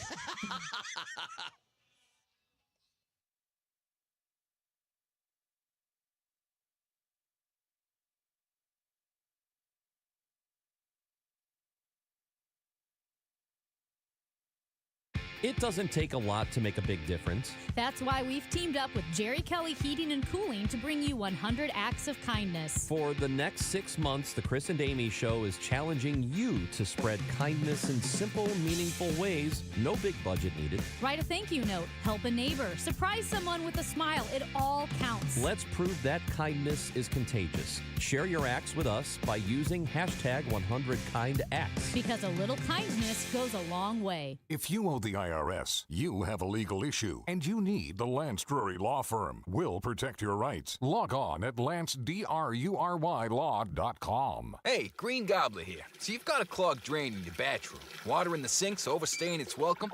You're spitting today's toothpaste on top of yesterday's toothpaste. You hope that it go away. Yeah, clogs don't just go away. I make them go away. I'm Green Gobbler, the only clog dissolver you need. I'm bleach-free, safe for your pipes, and I work. Guaranteed or your money back. Because I never met a clog that was gonna unclog itself. Green Gobbler. Let the gobbler get it. Lanny went to college and racked up huge debt. A little bit over $100,000. For a degree he couldn't use? Now what? I had a friend that went to My Computer Career. They even helped him get hired immediately after graduation. One of the things I love about IT is that you can work from anywhere you want. You could become an IT pro in just months, including cybersecurity and the basics of AI with zero experience at mycomputercareer.edu. My Computer Career, an elite CompTIA certification partner. It worked for me, and I know it can work for you. This is one student's experience. Individual results vary. KMOX and 97.1 FM Talk are proud to support the first ever Brendan Donovan Charity Clay Shoot, happening Thursday, August 7th at Staffelman Farms Club in Weldon Spring. Join Cardinal standout Brendan Donovan, teammates, and local celebrities for a day of clay shooting and community, all to benefit Team Red, White, and Blue and their mission to support veterans' health and wellness. Sponsorships and shooter spots are going fast. Visit teamrwb.org/Donovan now to sign up. Show your support and make a difference for those who have served. This is Mason Wynn of the Cards. Community America asked me to tell you what it feels like on Profit Payout Day, when our members get a portion of the profits. I'm thinking it probably feels like opening day. Exciting, new, or even better. I bet it feels like playing the star shortstop who turns a game-winning double play. And the fans go wild. They ask for selfies with you and autographs. You get a lifetime supply of free stadium hot dogs. Yep, that's basically what it feels like when you get your profit payout. Community America Credit Union. Invested in you.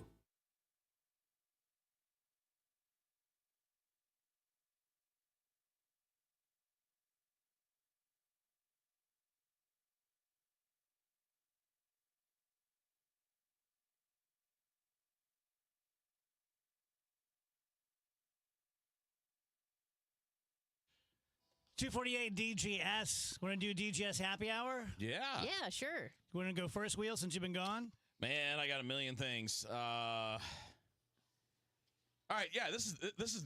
I had another thing on the rundown that really fits this well. So I was out because one of the reasons, one, to meet my my little nephew who's now 2 months old for the first time, but also timed it with the weekend where there was a family reunion in town, a lot of people there. And this happens to me every time. I don't go to it all the time. I get to go maybe once every 5-6 years, depending on it, because it doesn't usually work with coaching schedules or whatever. But there are a few members of my family where I have not seen them in 4, 5, 6 years. And when I sit down with them, it's like I never was not sitting next to them. Yeah. Like you start talking and it's like there's no time passed since the last conversation. It feels totally like we were just hanging out last week. Do you guys have that? Yeah, but rarely and sporadically. Yeah. For me, it's the exception, not the rule. Okay. Yeah. And it's certainly not everybody. There's a handful, and it's not even about preference, really. It's just like maybe it's a lot of it is similarity in age. Some of the cousins that are roughly my age, couple in particular that used to babysit me when we were kids, and we've been friends since then. But like I literally wouldn't see them for 4 or 5 years, and you sit down and talk, and it's like no time has passed. You're like, I'm not it's close just there. with a single one of my cousins. Yeah, I guess I don't think about it because I'm not close with them. I don't have beef with them. It's just that my mom and dad both grew up in a small town in southern Illinois, Benton, Illinois, and they're the only ones who moved away. Literally, everyone else in the family stayed. So they're all super tight, and we would go once or twice a year, and we're kind of made to feel uncomfortable. So the last time I had to go to Benton was my last time going to Benton. Gotcha. Now, I'm super close with my nieces, but we grew up together. Yeah. But I have that with, do you have friends like that? Yeah, for sure. Like you haven't seen friends in a long time. You're like, man, I haven't seen you in 10 years, but it's like nothing has passed. And it's really weird when it's someone who your whole time spent was in your youth. Yeah. Because then, like, you're 60, but suddenly you're like 20. Which is kind of break your neck, you know? Yeah. Rach? Yeah, I actually, my very good friend Jamie reached out to me last week. We will go like 9 months or so without even texting. It just like life gets busy. It gets in the And isn't way. that nice when someone doesn't shame you for that? Oh yeah, like especially with her, it's always just like she has twins. Okay, like I'm not over here like pay attention to me. Like she's got her hands full. But every time I like hang out with her, it's so cool because it's like I feel like I'm 15 again, like in a very good, not in like I'm acting stupid type of way, but it's just like it's like no time has passed. Yeah, it's very, very nice. Okay, here's my happy hour topic. Governor Mike Kehoe has signed a new law. It's called Senate Bill 28, and it introduces significant updates to our vehicle registration process here in Missouri, including the shortening of the expiration date for most temporary license plates.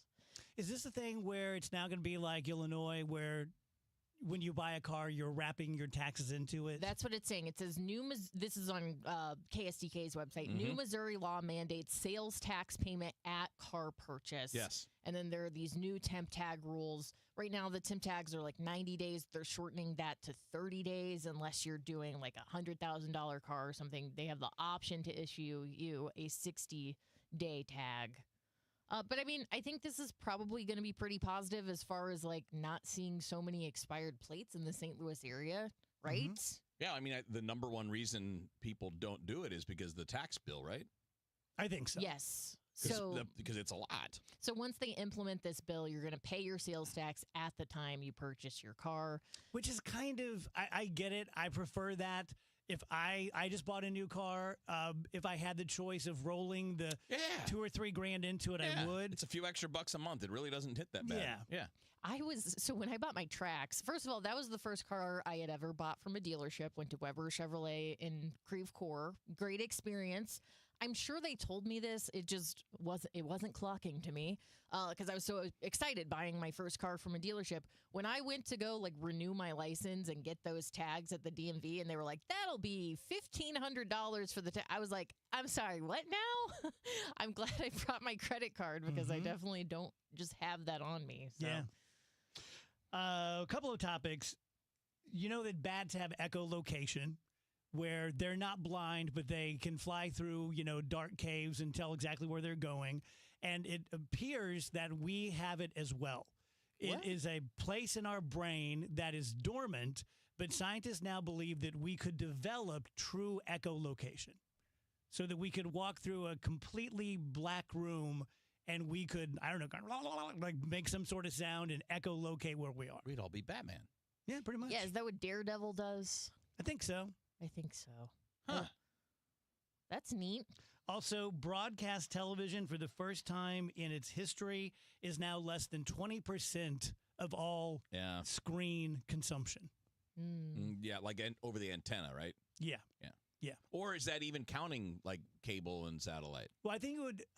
No, that's a good question. Yeah, I it probably don't know. is. No, I'm saying it probably does count that.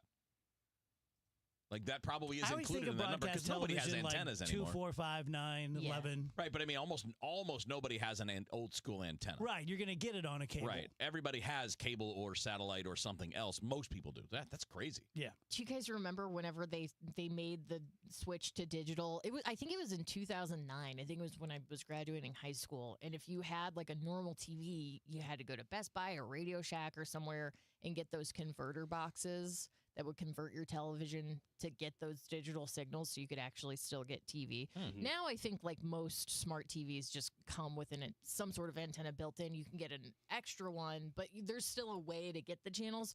But that was kind of crazy whenever they did that. It was like, what'll they think of next?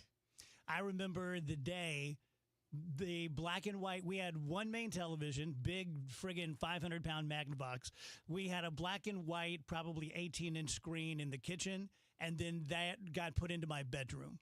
And that was just like, hell yeah. Oh, my God. Whoa.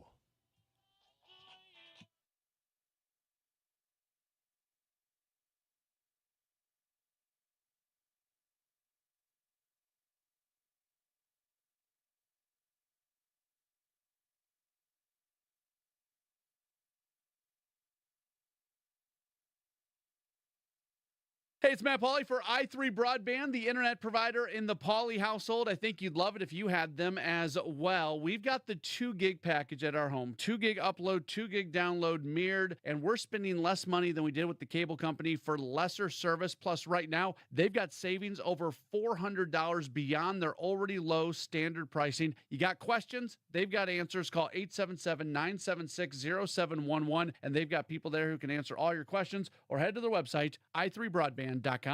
Guys, Kevin Wheeler here for Game Day Men's Health. You can find them at GameDayMen'sHealth.com. I was just at the Chesterfield location today, popping in to continue with the TRT. That's my testosterone replacement therapy. I went in for my initial consultation like 4.5 months ago and found out the numbers were low, which is why I felt like I was dragging.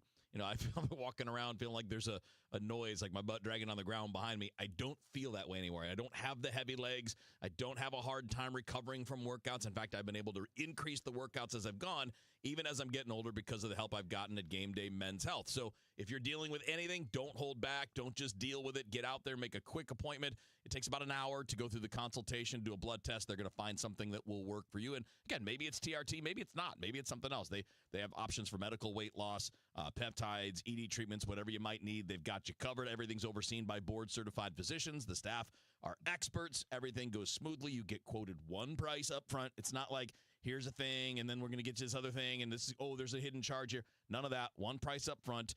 Everything's explained. It's very simple. So you've got 3 area locations. I know the Chesterfield and the O'Fallon, Missouri. If you want to find out more, just go to GameDayMen'sHealth.com and get back to the top of your game with Game Day Men's Health.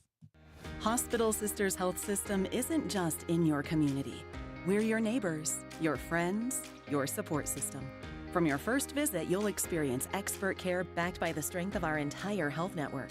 At HSHS, we put your health first, with medical expertise and kindness that makes you feel valued at every step. HSHS, connected to our community, committed to your health. Visit hshs.org/caring to learn more. Hey, this is Charlie Brennan. Have you noticed loose bricks or missing mortar around your house, on the walls, the patios, the walkways, the porch, or the chimneys? If so, you need to call Morelli Tuck Pointing. 314-645-1387. You might need one of 2 things: solid tuck pointing, the removal of old mortar with the replacement of new mortar throughout an entire wall or chimney, or maybe just spot tuck pointing. Spot tuck pointing involves the tuck pointing of a particular wall, a chimney, or other masonry surface in an area where it's needed the most. One example might be settlement cracks, usually found above or below windows or doorways. 314-645-1387. Call the company that the Brennans have called when we've needed tuck pointing. Morelli Tuck Pointing, the masonry specialists. winner of the Angie's List Super Service Award every year since 2005. 314-645-1387, MorelliTuckPointing.com. Life insurance. Why are you putting it off? Can't afford it? Too much hassle? Think you don't need it? There's lots of excuses for putting off life insurance. But if you weren't there, who would pay the mortgage and other bills? With Ethos, you could be covered in 10 minutes and boom, family protected. Ethos, fast and easy online term life insurance. Up to $2 million in coverage with no medical exam. Some policies as low as $1 a day. Answer a few health questions and get your free quote at ethos.com/radio. That's ethos.com/radio. Are you having trouble hearing? Hearing loss can devastate the quality of your life. Now, there's an affordable fix for you or your loved one. Rated the best hearing aids of 2025 by Forbes Health, Audion Hearing has the highest quality hearing aids at the lowest prices, starting at just $98 a pair. I actually like them better than my old $5,000 hearing aid. I could not believe how my hearing and life changed. Join over 1 million happy customers by going to audionhearing.com. That's AUDIEN hearing.com. The trusted voice of St. Louis. KMOX AM St. Louis. KMOX FM Hazelwood. Always live on the free Odyssey app. At 3 o'clock, we've got sunshine. It is 92 degrees downtown at the Arch. President Trump is lashing out at his own supporters over the release of the Epstein files. Attorney General Pam Bondi has sparked criticism with her statements about whether there's a client list in the Jeffrey Epstein case. Bondi's statements essentially signaled the case is closed, and that has sparked backlash, even from some Republicans. President Trump first blames Democrats. It's started by Democrats. Then he widens the blame. It's all been a big hoax. It's perpetrated by the Democrats, and some stupid Republicans and foolish Republicans fall into the net. The president added the attorney general can release, as he put it, whatever's credible. Linda Kenyon, CBS News, the White House. Senators are wrangling over changes to President Trump's plan to pull back $9 billion in spending that's already been approved. Some senators are concerned over the president's request to pull back about $1 billion for the Corporation for Public Broadcasting, which includes PBS and NPR, especially in rural and tribal areas. North Carolina Republican Senator Tom Tillis says he'll vote for it now, but we probably at some point should provide funding to them, but I'm not going to fight that part of the rescission. He says lawmakers might have to fix cuts they will regret. Allison Keyes, CBS News, Washington. Both the House and Senate have to approve the request by Friday, or the money will have to be spent, as lawmakers previously passed. Could female crash test dummies improve safety? A bipartisan group of senators is pushing for more equality in testing. Here's Illinois Democrat Tammy Duckworth with Nebraska Republican Deb Fischer. We're taking the next step, and let's see if we can't remedy the situation. And make it safer. Yes. Make it safer. So that all those moms and daughters and sisters and best friends come home. More than half of U.S. drivers are women, but they're 73% more likely to suffer serious injuries in a car crash than men. 2 months since the May 16th tornado, the city of St. Louis is offering a free recovery resource forum. This is Stuart McMillan. FEMA and SEMA, they came in and mainly helped homeowners. But now we're focusing on business. Mavis Thompson, license collector for the city of St. Louis, says 1,500 emails were sent out by her office to those businesses affected in the region. Well, some businesses may have several licenses. For instance, if you're a bar where you're selling alcohol and you're also selling food, that would be like 3 different licenses in that place. Many St. Louis elected officials will be in attendance answering business owners' questions, including Comptroller Donna Behringer and Recorder of Deeds Michael Butler. The forum is tomorrow from 9:30 till 4:30 at City Hall.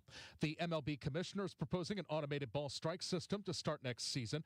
Chris and Amy asked Bob Costas his thoughts on this. The thing you don't want to have happen, but it's inevitable if you have the rule in place, is that a game will end. Let's say you've got this situation. Bases loaded, right, in a one-run game, and it's a 3-2 count, and it's called ball 4. And now the runner on third heads home to tie the game in the 9th inning. But wait a minute, hold on. The catcher or pitcher wants to check. They check. Strike 3, game over, everybody go home. Not that that would be unfair because that's the rule, but it would seem weird and anticlimactic. Let's get an update of the St. Louis Business Index now with Stifel's Kevin Monton. Kevin? Hi, Michael. The markets continued their seesaw action today, with the Dow gaining 231 at 44,254. S&P was positive 20 at 6263. NASDAQ was up 64 at 20,745, and the Bloomberg St. Louis Index was up 15 at 1604. Stocks to the upside, Bear gained 2% at 808, and Amdocs was positive 1.3% at 89.17. To the downside, Post Holdings lost 0.2% at 105.37, and Charter was negative 1% at 379.62. Finally, Stifel is positive 0.2% at 107.55. This has been Kevin Monton, Senior Vice President of Investments at Stifel, member SIPC in the New York Stock Exchange. For more information on Stifel, please visit our website at stifel.com. It feels like classic mid-July across St. Louis. Hottest day of the week, mainly sunny. We'll keep an eye out for a spot storm, but really tough to find. It's hot, it's humid. 95 for the high. The record 103 from 1936. Not even close. July records are really hard to top. Tonight, partly cloudy, warm and humid, 77. Thursday, a slow-moving cool front working in, partly sunny skies. It's still hot and humid Thursday. Scattered thunderstorms developing in the afternoon and into the evening.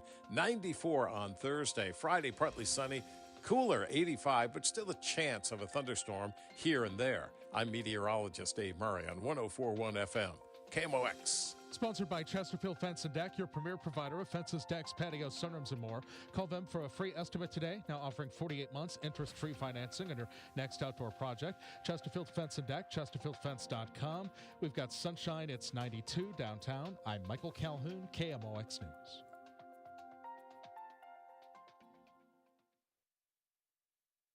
The Dave Glover Show is sponsored by the Michaels Flooring Outlet, the flooring experts. IGotFloored.com.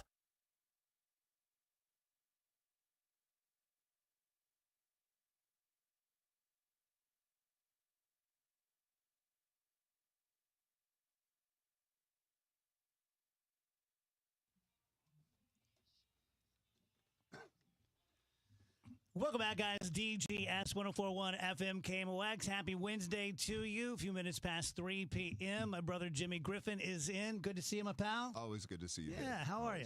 I'm good, man. You seem good. Yeah, You seem happy. I am, and Yeah. it's the start of the busy season. Yeah. So that's And you're at the point now which every musician dreams about, which is you do the projects you want to do, you don't do projects you don't want to do. That's got to be a great feeling. Oh, it's awesome. It's awesome. And the people I get to work with, I mean, everybody from the production crew to the musicians are all the best people you can work with. You know? That's great. Totally dig it. So we're going to talk about a lot of shows coming up. We have El Monstero Outdoors is what I call it. I'm sure you guys have a different name for it.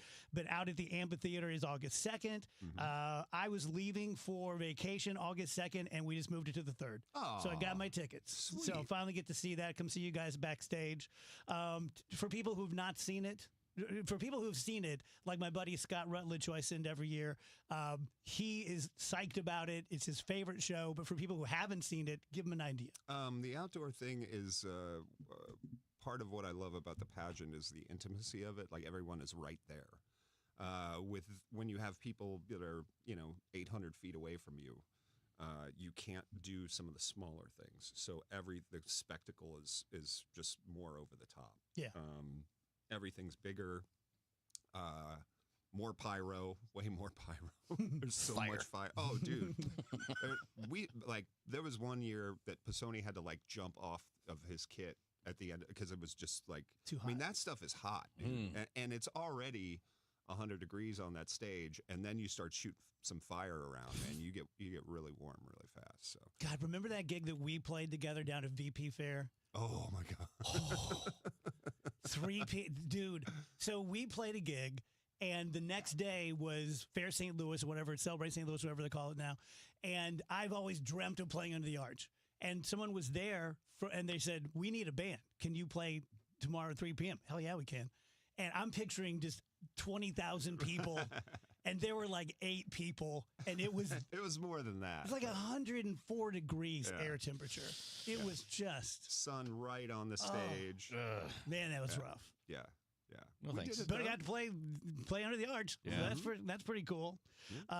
So when we're just talking about when you were 17, going to see all these bands and stuff at stages. If someone would have said one day you're going to be in the biggest band in St. Louis, and Blue Oyster Cult's going to open for you, right? Yeah, it's been quite a juggernaut, but it's been a whole lifetime, and it's not like it happened overnight. You know, I was when I was talking to Gordon the other day, it's like this is it's persistence and finding new avenues to keep it fresh and enjoy what you do. Yeah, you know, and I'm sure you've been through that a bunch in sure. this thing where you learn how to. You hone your craft. Yeah. You know? Yeah. So, yeah, it's great. And the Blue Oyster Cult thing is fun. My dream, I was like, can we get Ace Frehley to do this? I wanted Ace Frehley or Mike Campbell. I was trying to get Mike Campbell. Oh, man.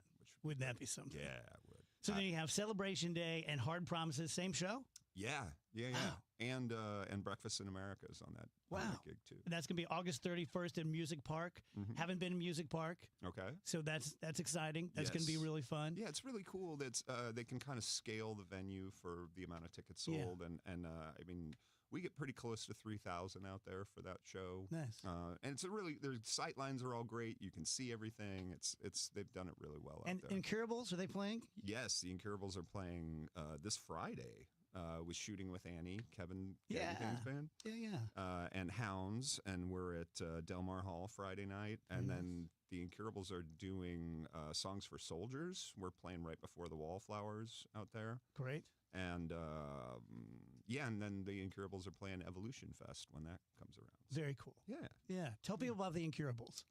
Well, the Incurables is what I do when I'm not playing other people's music, and I write my own music, and which is often people in social media are like, why don't you write your own songs instead of playing everybody else's? It's like, well, I do that, and if you'd like to hear some, come out Friday. Yeah, or go on Spotify, and it's all there, and you can see it. So, it's and the Incurables is where I learned how to sing. I was always a guitar player that happened to sing, and I'm not a vocalist or anything, but when I started writing songs, I was always working with singers, and they would always do, not always, but there were things that I thought I could have, like, I'll just do that. And that's what I wound up doing with that was and I've always written songs. But this was how to pick out an avenue for me to, get out the things that because I do think about stuff, and I love music, and I love creating music. Is probably the happiest I am. It's making new things. So is it kind of classic for your songwriting that some of them write themselves in 10 minutes and others you'll work for 6 months on them? I've had songs there's a couple songs in this new record that I've had kicking around for almost 10 years. Wow. Where I get to, it's very rare that I have something that just falls out. And I'll rewrite words 3 or 4 times. Or I'll have a piece that's like, this is gonna go somewhere. And then I'll write a song that has nothing to do with that, but that piece winds up fitting there, or an idea, or things like that. Yeah, so, yeah. You playing Incurables for us today? I would love to, if that's okay. You take it away, man. Yeah. So this one, I started.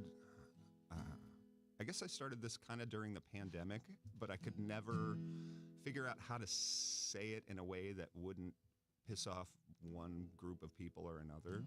So I decided to write a song that would just cheese off everybody at the same time. Perfect. So, it's called I'm the Man, and it's the 2 different versions of the man. There's the people that are like, man, the man's holding me down. And then there's the other side that's like, man, that guy's the man, So this is sort of... I'm gonna paint you red and blue just to watch you fight it out. And I'm gonna give you all the microphones so you can scream and shout. And I'm gonna tell you when they cross the line, because they're coming for you, baby, but they won't get mine. I'm the man that everyone's talking about. I'm the one that's gonna take your guns and tell you God is dead. I'm the one that's gonna teach your children how they split up the bread. I'm the one that's gonna take a stand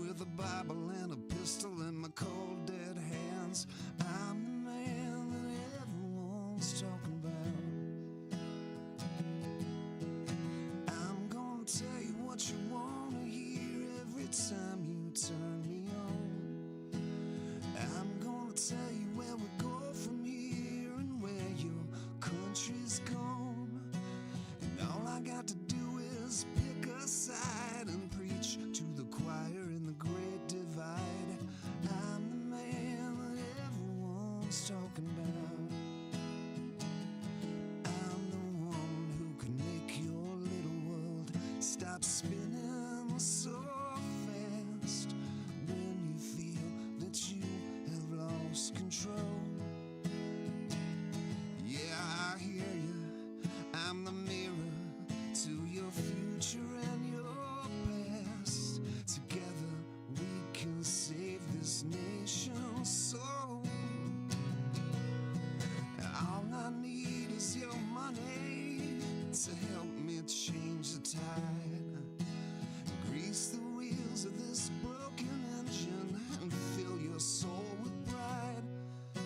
I love everybody, but I'm tough on crime. I fought the war on drugs, but I was high at the time. I'm the man that everyone's talking about. Hey there, daughters of America, we gotta change our plans. We've decided to decide for you, and we hope you'll understand. 'Cause Jesus told me so, it must be true that that body of yours don't belong to you. And I'm the man that everyone's talking about. I'm the man that everyone's talking about. I'm the man that everyone's talking about. That's a really good song. That's a really good song. Liked it. I would die if I wrote something like that. I'd call you in the middle of the night. I'd be like, get over here now. You've got to hear this song. It makes sense and it's really good. Thank you. No, that's fantastic. Thanks. I love that. Let's play the Incurable CD tomorrow for the Okay, show. sounds good. I've got it in my desk. Yeah, one of my favorite CDs. Awesome. Congratulations, buddy. Thank you, We'll man. keep hitting you with all the stuff for you. Okay. All right, Love that's you Jimmy guys. Griffin. Love you too, babe. Thanks.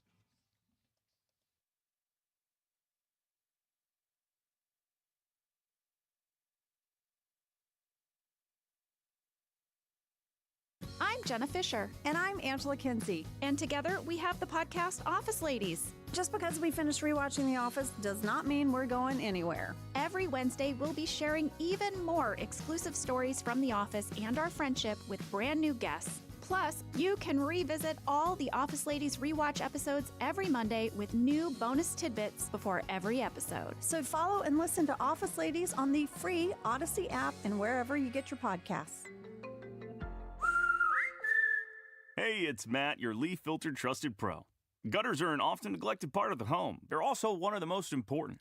Clogged, overflowing gutters can cause serious problems like foundation damage or basement flooding, which can cost thousands of dollars to fix. Let's face it, cleaning gutters yourself is not only a hassle, it can be dangerous. But when you get Leaf Filter, you'll never have to worry about cleaning clogged gutters again. Get started today by visiting leaffilter.com/deal to schedule your free inspection. If you decide to move forward, we'll professionally clean, realign, and seal your gutters before installing our patented stainless steel micro mesh system. Leaf Filter keeps out everything but the water.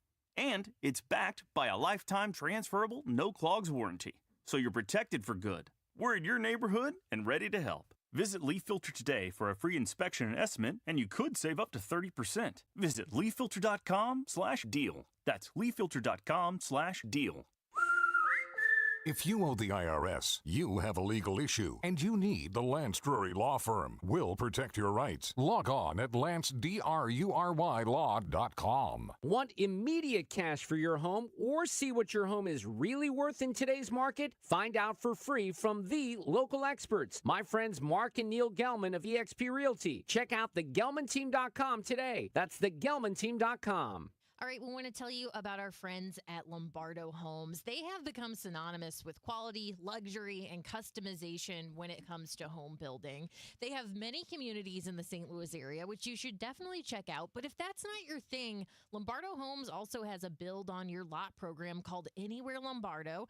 They use their tools and expertise to evaluate your property, recommend you with different floor plans and options, provide you with pricing, and ultimately build you the home that best fits your needs on time and on budget. So if you're looking for a show a show place. You're looking for a 5,000 square foot house that everyone is just like, oh, I can't believe, have you seen the mansion? Or you're looking for a 2,000 square foot home that you're not worried about what people think about you, but you want it on 10 acres. Or maybe one of the townhomes at the towns of Linneman out in St. Peters. Whatever it is you're looking for, Lombardo has a great solution for you that's going to make you very, very happy. These people are not just my clients, they are my dear friends. I vouch for them completely. Look them up at lombardohomes.com. KMOX is now on 104.1 FM, the same great station with even better sound.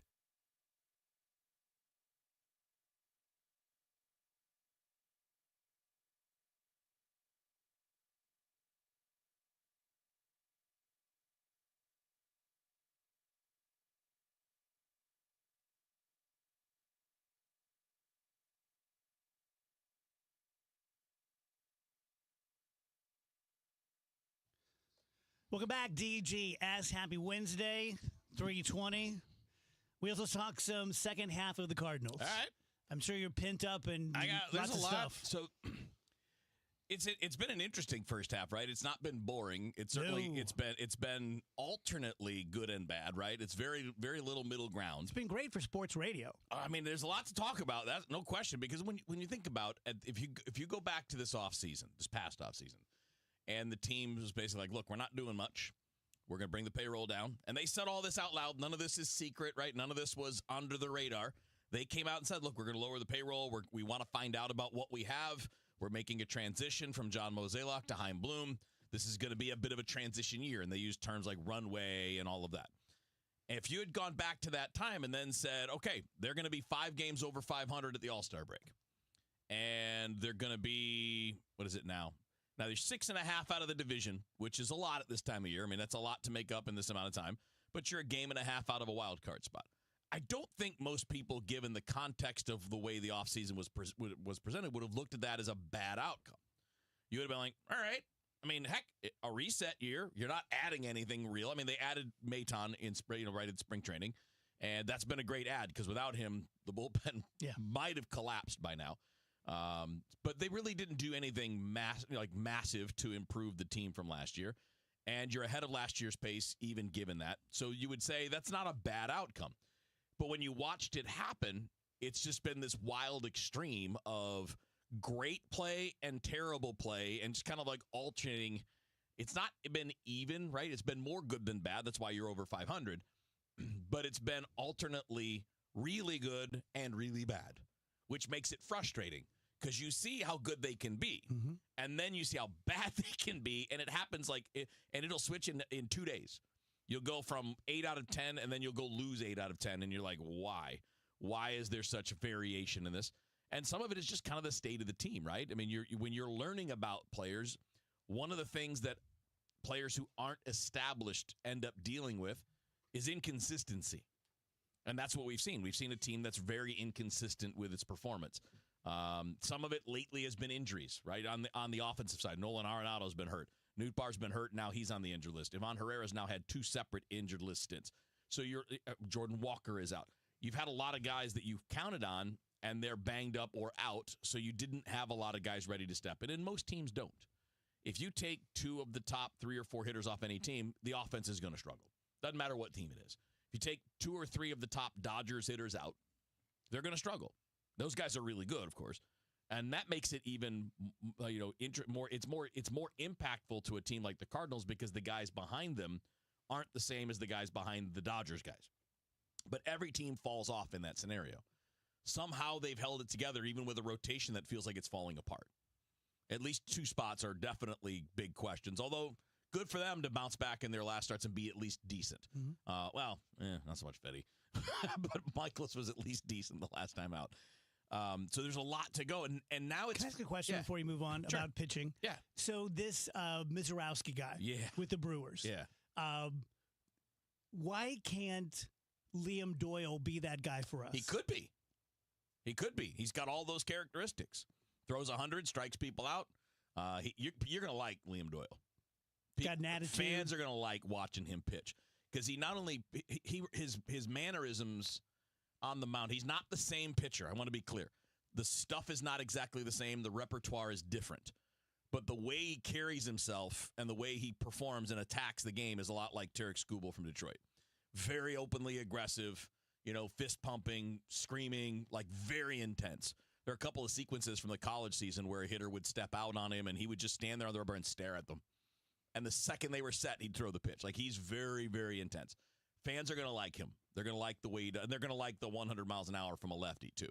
But no, that's what that and that kind of is interesting to me because it's part of this moving into the second half. We're not going to see Doyle this year. I mean, it's not. It wouldn't be impossible, but they're not going to do it. Yeah, it would be a bit of a rush. But he's got that kind of ability where he could help you. He's put it this way. He's probably better now than a couple of your options. Yeah. Joel has a great comment on the stream. Says maybe it's time to give some of our young pitchers the runway that we've allowed our young hitters to have. Yeah. The only difference between the young hitters and the young pitchers is they don't have as many of the young pitchers that are ready. I mean, really, it's McGreevy.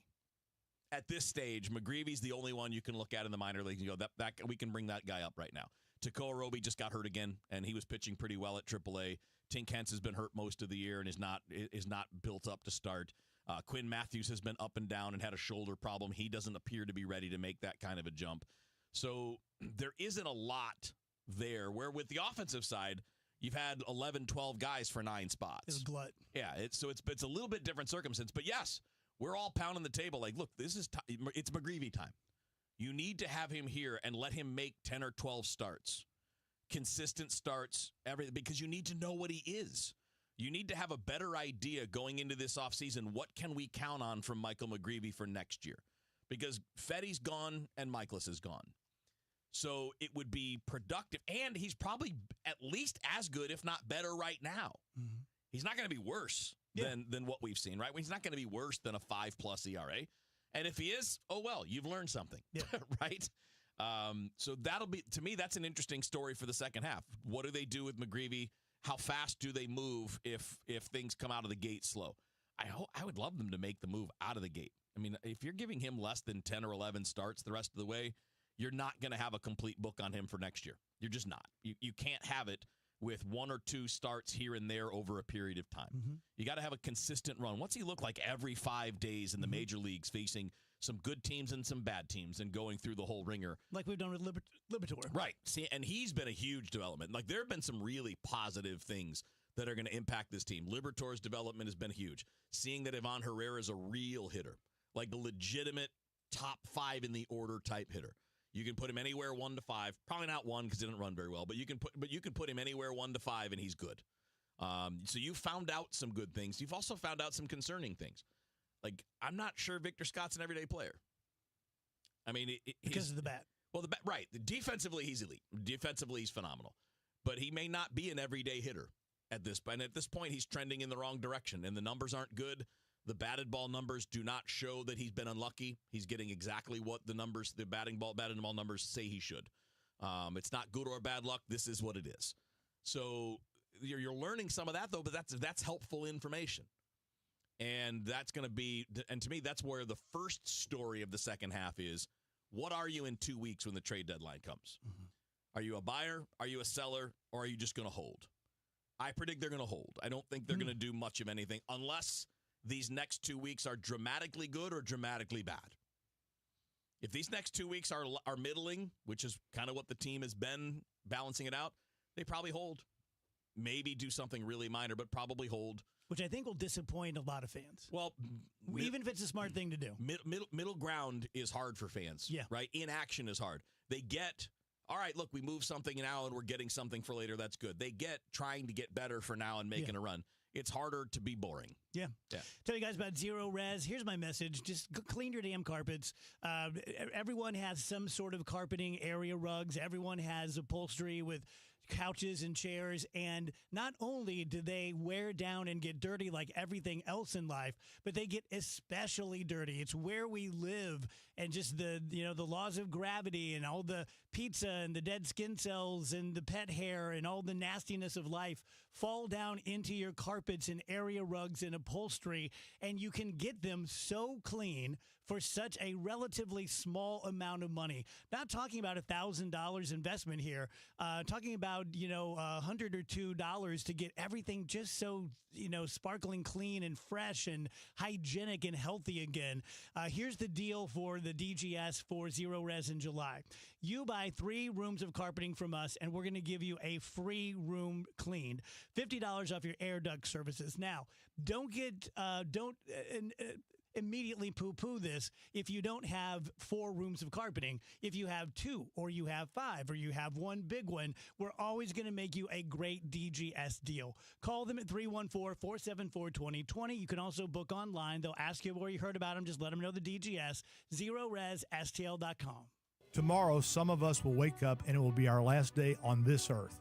It will be unexpected and without warning. Each year, 250,000 people will die from medical malpractice, the 3rd leading cause of death in America. 43,000 will die in a car or truck crash. 6,000 will die working on the job. I'm John Morgan of Morgan & Morgan, and we represent many of these families. It's awful.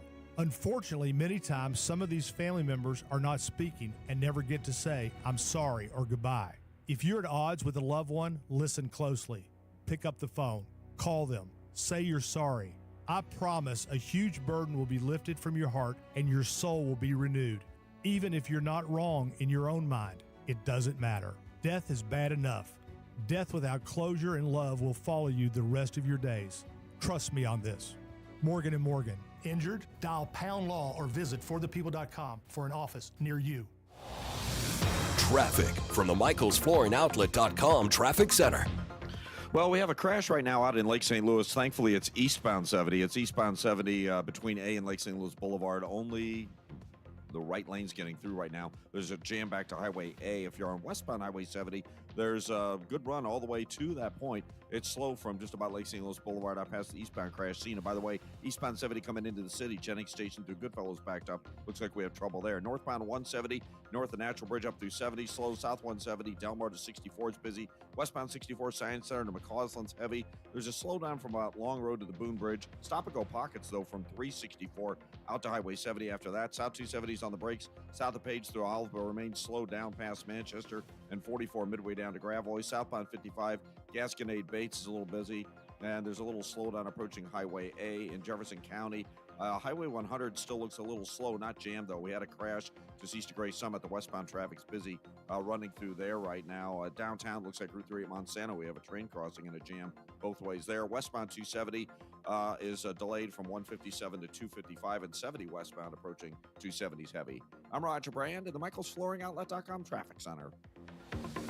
Check out The Terrace in Eureka for affordable senior living with 24-hour nursing supervision, delicious meals, medication management, and activities. The Terrace is affordable and will work with your Medicaid plan. Go to rspseniorliving.com and look for The Terrace Private Assisted Living. We all have someone we love, like the favorite lyric in our favorite song. You can't imagine life without them. So tell them today, "I love you." Get screened. It could help save their life. Visit cancer.org/getscreened to learn more. Get ready, St. Louis, for the annual Community Health and Wellness Day on Saturday, September 6th, 2025, from 10:30 a.m. till 2 p.m. at 4700 West Florissant and Shreve Avenue. Free health screenings, free food, line dancing, door prizes, pony rides, petting zoo, double dutch, and more. For a mammogram appointment, call 1-800-600-3606 and press 2. See you at 4700 West Florissant. Visit newsunnymountmbc.org for more information. Wake up informed. Wake up empowered. Wake up to Total Information AM, your morning must. Hi, this is Debbie Monterey. I'm Megan Lynch. This is Tom Ackerman. From local news to breaking headlines to weather, traffic, and the stories that matter most, we've got you covered before your first sip of coffee. Expert analysis, bright perspectives from the people you trust. Total Information AM. Your day starts here. Mornings beginning at 5 on 104.1 FM. KMOX. Baseball's All-Star Week is underway. Cardinals baseball, it returns Friday night when they take on the D-backs. Cardinals Radio, 104.1 FM, KMOX.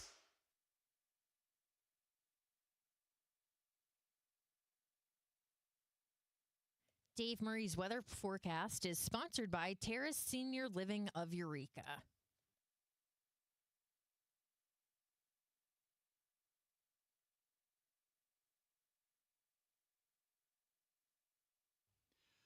Welcome back, guys. DGS 333. Dave Murray joins us. Hello, Dave. Hello there. Hey, can I say congrats to Art Holiday? Yes. Retirement coming up. Absolutely. Good guy.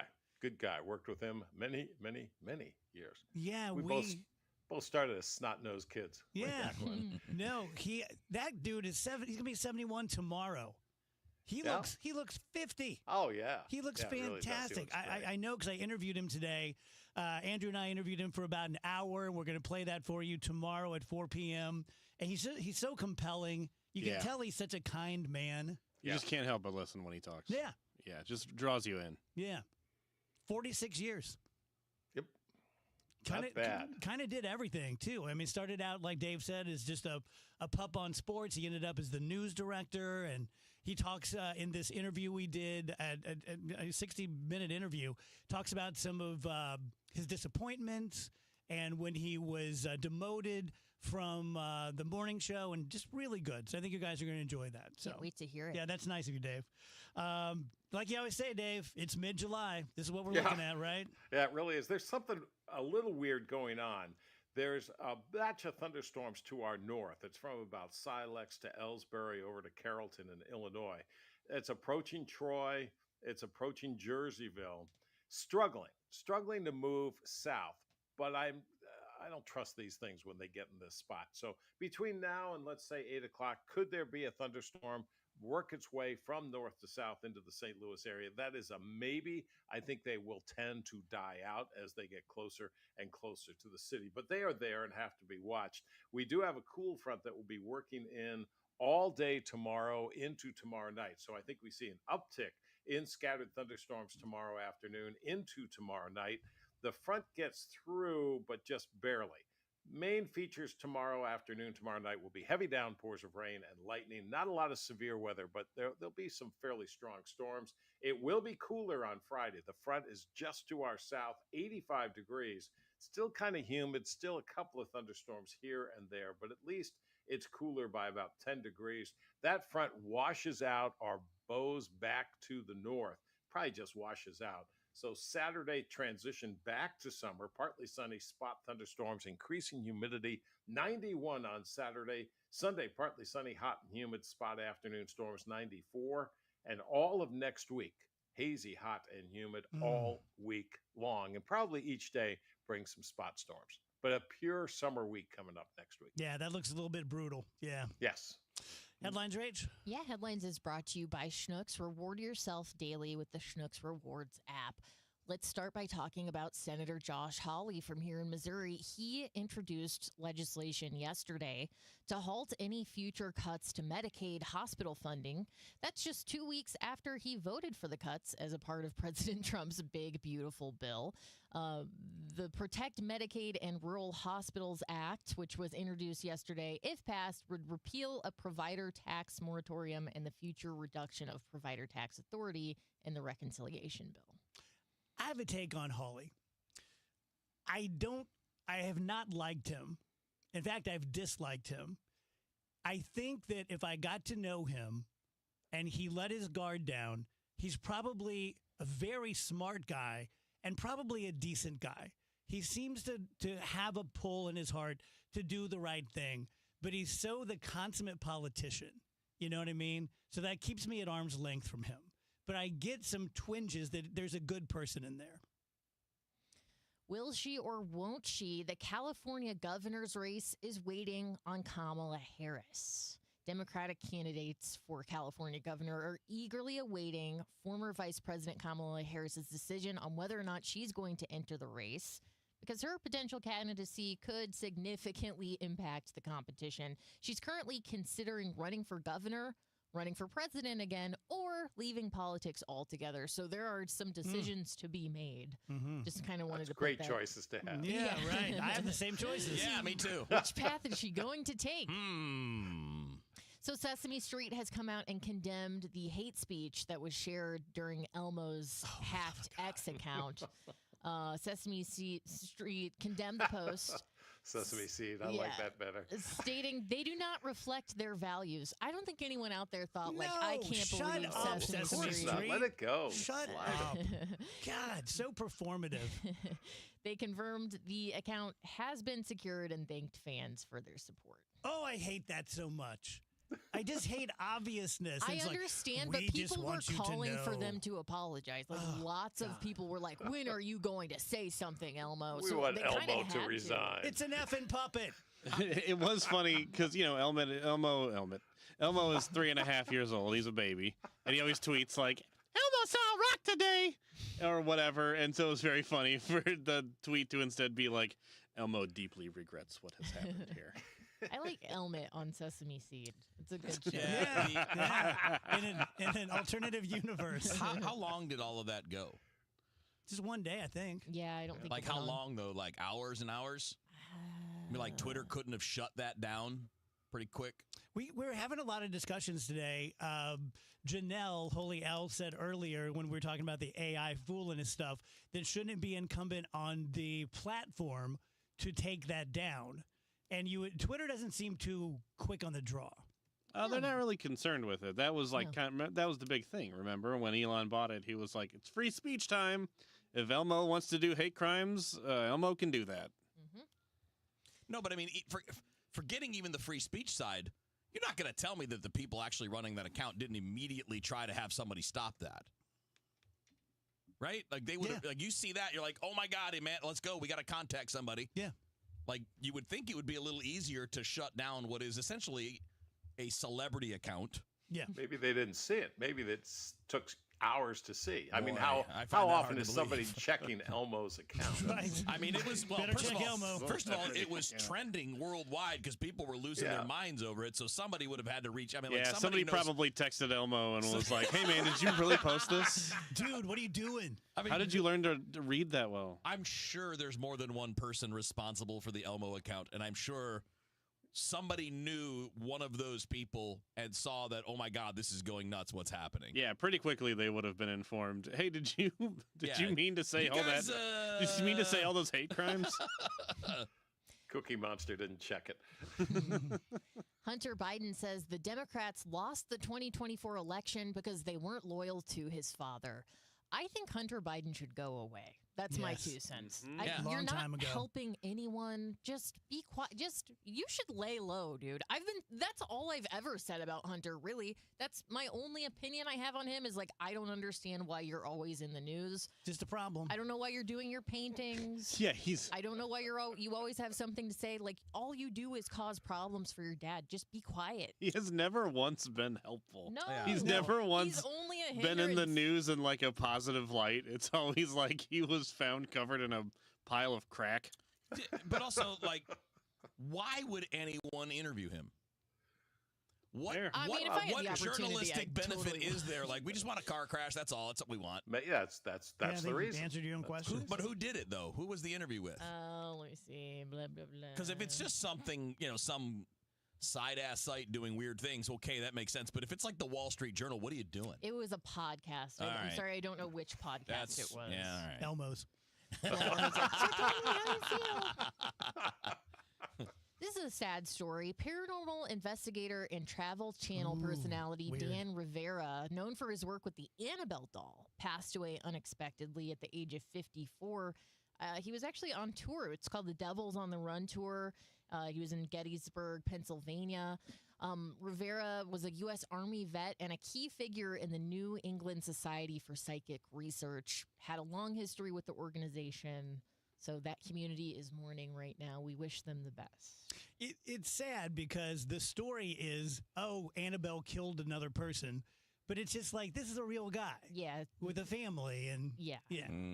Probably had a stroke or something. Curious to hear Andrew's thoughts on this. Nintendo has announced the actors who will play Link and Zelda for the live-action Legend of Zelda film. I've never heard of either of these people. No one has. Benjamin Evan Ainsworth will be Link, and Bro Bragison will be Zelda in the upcoming live-action movie adaptation of The Legend of Zelda. I think that's great. I have a dog in this fight because I've watched so much Zelda with my kids playing those games.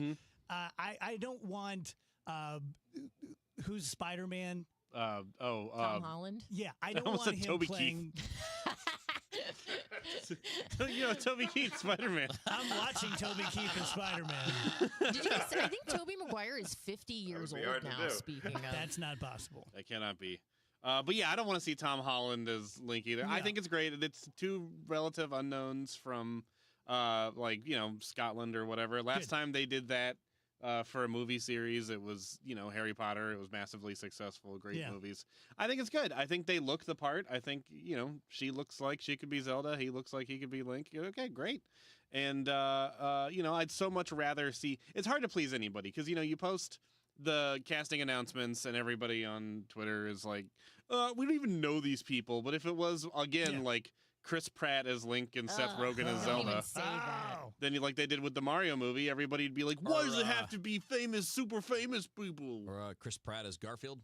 Or Chris Pratt as Garfield. Which is happening again, by the way. Which is happening for a second time because he showed a pizza that said Garfield 2 on it. And he was like, it's time. And everybody was like, do you not even know what Garfield's food is? Garfield, don't eat that. He Like, likes lasagna. it's to be so close to what is Garfield's food, but be just enough off that it looks like you did it in earnest and just got it wrong. Even I know that. Exactly. It's like, come on, man. All right, guys. Darth Vader is apparently getting rid of his lightsaber. The main dueling lightsaber that was seen in The Empire Strikes Back and Return of the Jedi is heading to auction this September by the memorabilia dealer Prop Store, and they will be hosting the sale in Los Angeles. They are expecting to bring in between $1 and $3 million for this particular Sounds about weapon. right. Yeah. What would you want if you had that kind of money? Like, for example, the largest Mars meteor rock, whatever that we've ever found was just auctioned off for, I think, Yeah. 3.4 or 4.3. And I was thinking if I had billions of dollars, I'd buy all that crap. Like the way I buy stupid stuff on eBay. Like, is there any memorabilia like that you would want? That's such a good question. Man. I would like a complete set, player used Arnold Palmer golf clubs. Ooh, wow. Ooh, That's a fun. good one, Dave. That'd be cool. I would buy an Arnold Palmer drink. That's Also sounding player used. Yeah. Super refreshing right now. I would like one that he took a little sip out of and then set down. Okay, let's do one more story before we have to go to break here. Emma Watson, best known for her portrayal of Hermione Granger in the Harry Potter films, has been banned from getting behind the wheel of a car for 6 months after being pulled over for driving 38 miles per hour in a 30-mile-per-hour zone in Oxford. Now, this was not her first strike. Apparently, over on that side of the pond, you rack up points on your license. She has 12 points within a 3-year span, meaning she's speeding all of the time. So she had to go to court for this. She didn't actually show up for court. But this was her 4th driving offense in 2 years, and she was ordered to pay about $1,400 in fines and costs and can't get behind the wheel of a car for 6 months. It's funny because you think of Emma Watson and you just think she's Hermione, and like Hermione would never get in trouble for something like that. Is So 8 it's hour, kind of funny. Is 8 over really that big of a thing? Well, that's what they're saying is like it's not crazy, but if you're already on probation for speeding all the time, then yeah, you are gonna. If you get caught doing that, like it's gonna be bad, So- and it is bad for her. I mean, I'd rather see this happen than her just continuously not get punished like everyone else because she is famous. Amy mentioned that in the office earlier, and I asked, like, so she got pulled over for that? And like, no, they have cameras, speeding cameras everywhere. And I'm like, that sucks. Let's not do that. England. That's why we left. That's what we Damn fought for. Kings. Thank you, Dave. Fix Appreciate it, King Charles. Fix it. Tell you guys about Mosby Building Arts. And as I said yesterday, the thing to take away from this 60-second commercial for Mosby Building Arts is trust, expertise, and a premium experience. We're not talking about budget. We're not talking about entry level. We're not talking necessarily about super expensive. We're just talking about this is Mosby. This is the cream of the crop. This is the AAA Sterling. This is as good as the home renovation gets. They do all sorts of things as simple as garage doors and entry doors, and as cool and complex as making all of your dreams come true to an outdoor space. So as I've been saying, you go to a neighbor's house and they've got some really awesome, kick-ass barbecue, brick thing, you know what I'm talking about, or a pizza oven, or the way they have their landscaping around the pool. If you can imagine it, we can make it happen. We are so easy to work with, from sales to designers to the craftspeople who come out to your home and make it so much bigger and better and more beautiful. Call 314-909-1800 to see examples of our work. Go to mosbybuildingarts.com. Traffic from the MichaelsFlooringOutlet.com Traffic Center. This traffic report's a service of Financial and Tax Strategies. Westbound Highway 70, a little busy at the city limits. There's some slow traffic around Zumbel. It's still bogged down. Lake St. Louis headed out through the Highway A area. There's that crash eastbound 70 between A and Lake St. Louis Boulevard. They just had the left lane blocked as of last check, but there's a jam on eastbound 70, and that goes back to Highway 61. Westbound 64 from Kings Highway headed out through McCausland slow. From 364 out to 70, there's stop-and-go pockets. South 270 on the break south of Page down most of the way to Ladue, and it's still slow down through Doherty Ferry. After that, it's good down to 55. North 270 north of Dorset there before McKelvey. There's a crash on the right shoulder. It's slow at Dorset on northbound 270. Northbound 170 north of the Rock Road to 70's heavy. South 170 bogs down at Olive. Westbound 64 Kings Highway out to McCausland is slow out of the city. Southbound 55 south of Arsenal to Bates, and then A down to 67 is backed up. I'm Roger Brand at the MichaelsFlooringOutlet.com Traffic Center. It's never too early to start thinking about your retirement journey, and it's never too late either. You just need to know that the steps may look a little different. Listen to Wealth and Wisdom with Gary Goldberg, Saturday mornings at 7 here on KMOX. Experience the magic of the Fabulous Foxes 2025-2026 Broadway season, which includes the return of St. Louis favorite, The Phantom of the Opera, and the spellbinding spectacular Harry Potter and the Cursed Child. And right now, KMOX has your chance to win a pair of season tickets for the 2025-2026 season. Prize package includes a pair of tickets for all 8 shows in the subscription package. Register now online at KMOX.com/contests for your chance to win. Retiring soon? Get the information you need by joining Kyle Jones and Matt Allgaier of Fira Capital Management for Your Retirement Highway, Sunday mornings at 9:30. Investment advisory services made available through Pine Ridge Advisors, LLC, a registered investment advisor. Securities made available through AE Financial Services, LLC, member FINRA and SIPC. Life insurance. Why are you putting it off? Can't afford it? Too much hassle? Think you don't need it? There's lots of excuses for putting off life insurance. But if you weren't there, who would pay the mortgage and other bills? With Ethos, you could be covered in 10 minutes and boom, family protected. Ethos, fast and easy online term life insurance. Up to $2 million in coverage with no medical exam. Some policies as low as $1 a day. Answer a few health questions and get your free quote at ethos.com/radio. That's ethos.com/radio. Hey, Green Gobbler here. So you've got a clogged drain in your bathroom. Water in the sink's overstaying its welcome. You're spitting today's toothpaste on top of yesterday's toothpaste. You hope that it go away. Yeah, clogs don't just go away. I make them go away. I'm Green Gobbler, the only clog dissolver you need. I'm bleach-free, safe for your pipes, and I work. Guaranteed or your money back. Because I never met a clog that was gonna unclog itself. Green Gobbler. Let the gobbler get it. Hi, I'm Andrew Suntrup. Buying your brand new Buick or GMC has never been easier. Here at Suntrup Buick GMC, our family-owned and operated dealership has been proudly servicing St. Charles County for over 30 years by always providing aggressive pricing, a massive inventory selection, and exceptional customer service. Buying from Suntrup means you get the best vehicle at the best price. Visit Suntrup Buick GMC today or visit us online at suntrupbuickgmc.com and save more at Suntrup Buick GMC.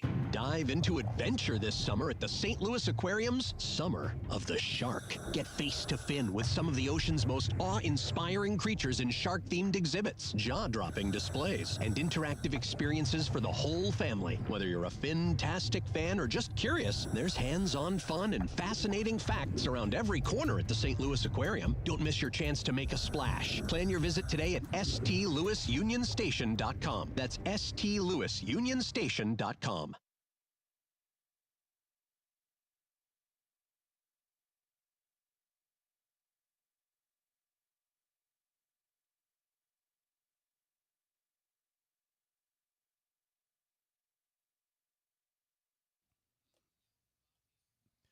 Welcome back, DGS. Matthew on the stream says, "What you eating, Wheels?" Everything, Matthew. He's eating everything.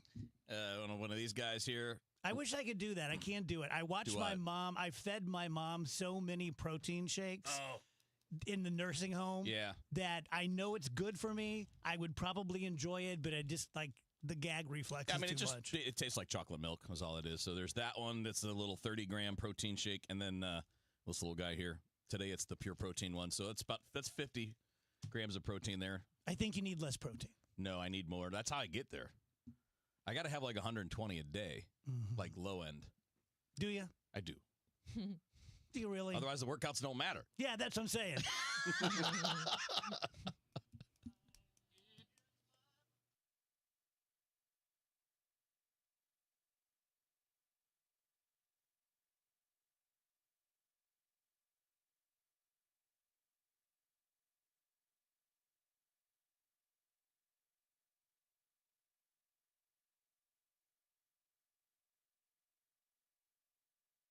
Don't get lulled into believing the IRS is getting soft. It's just the opposite. Hi, this is Lance Story with the Lance Story Law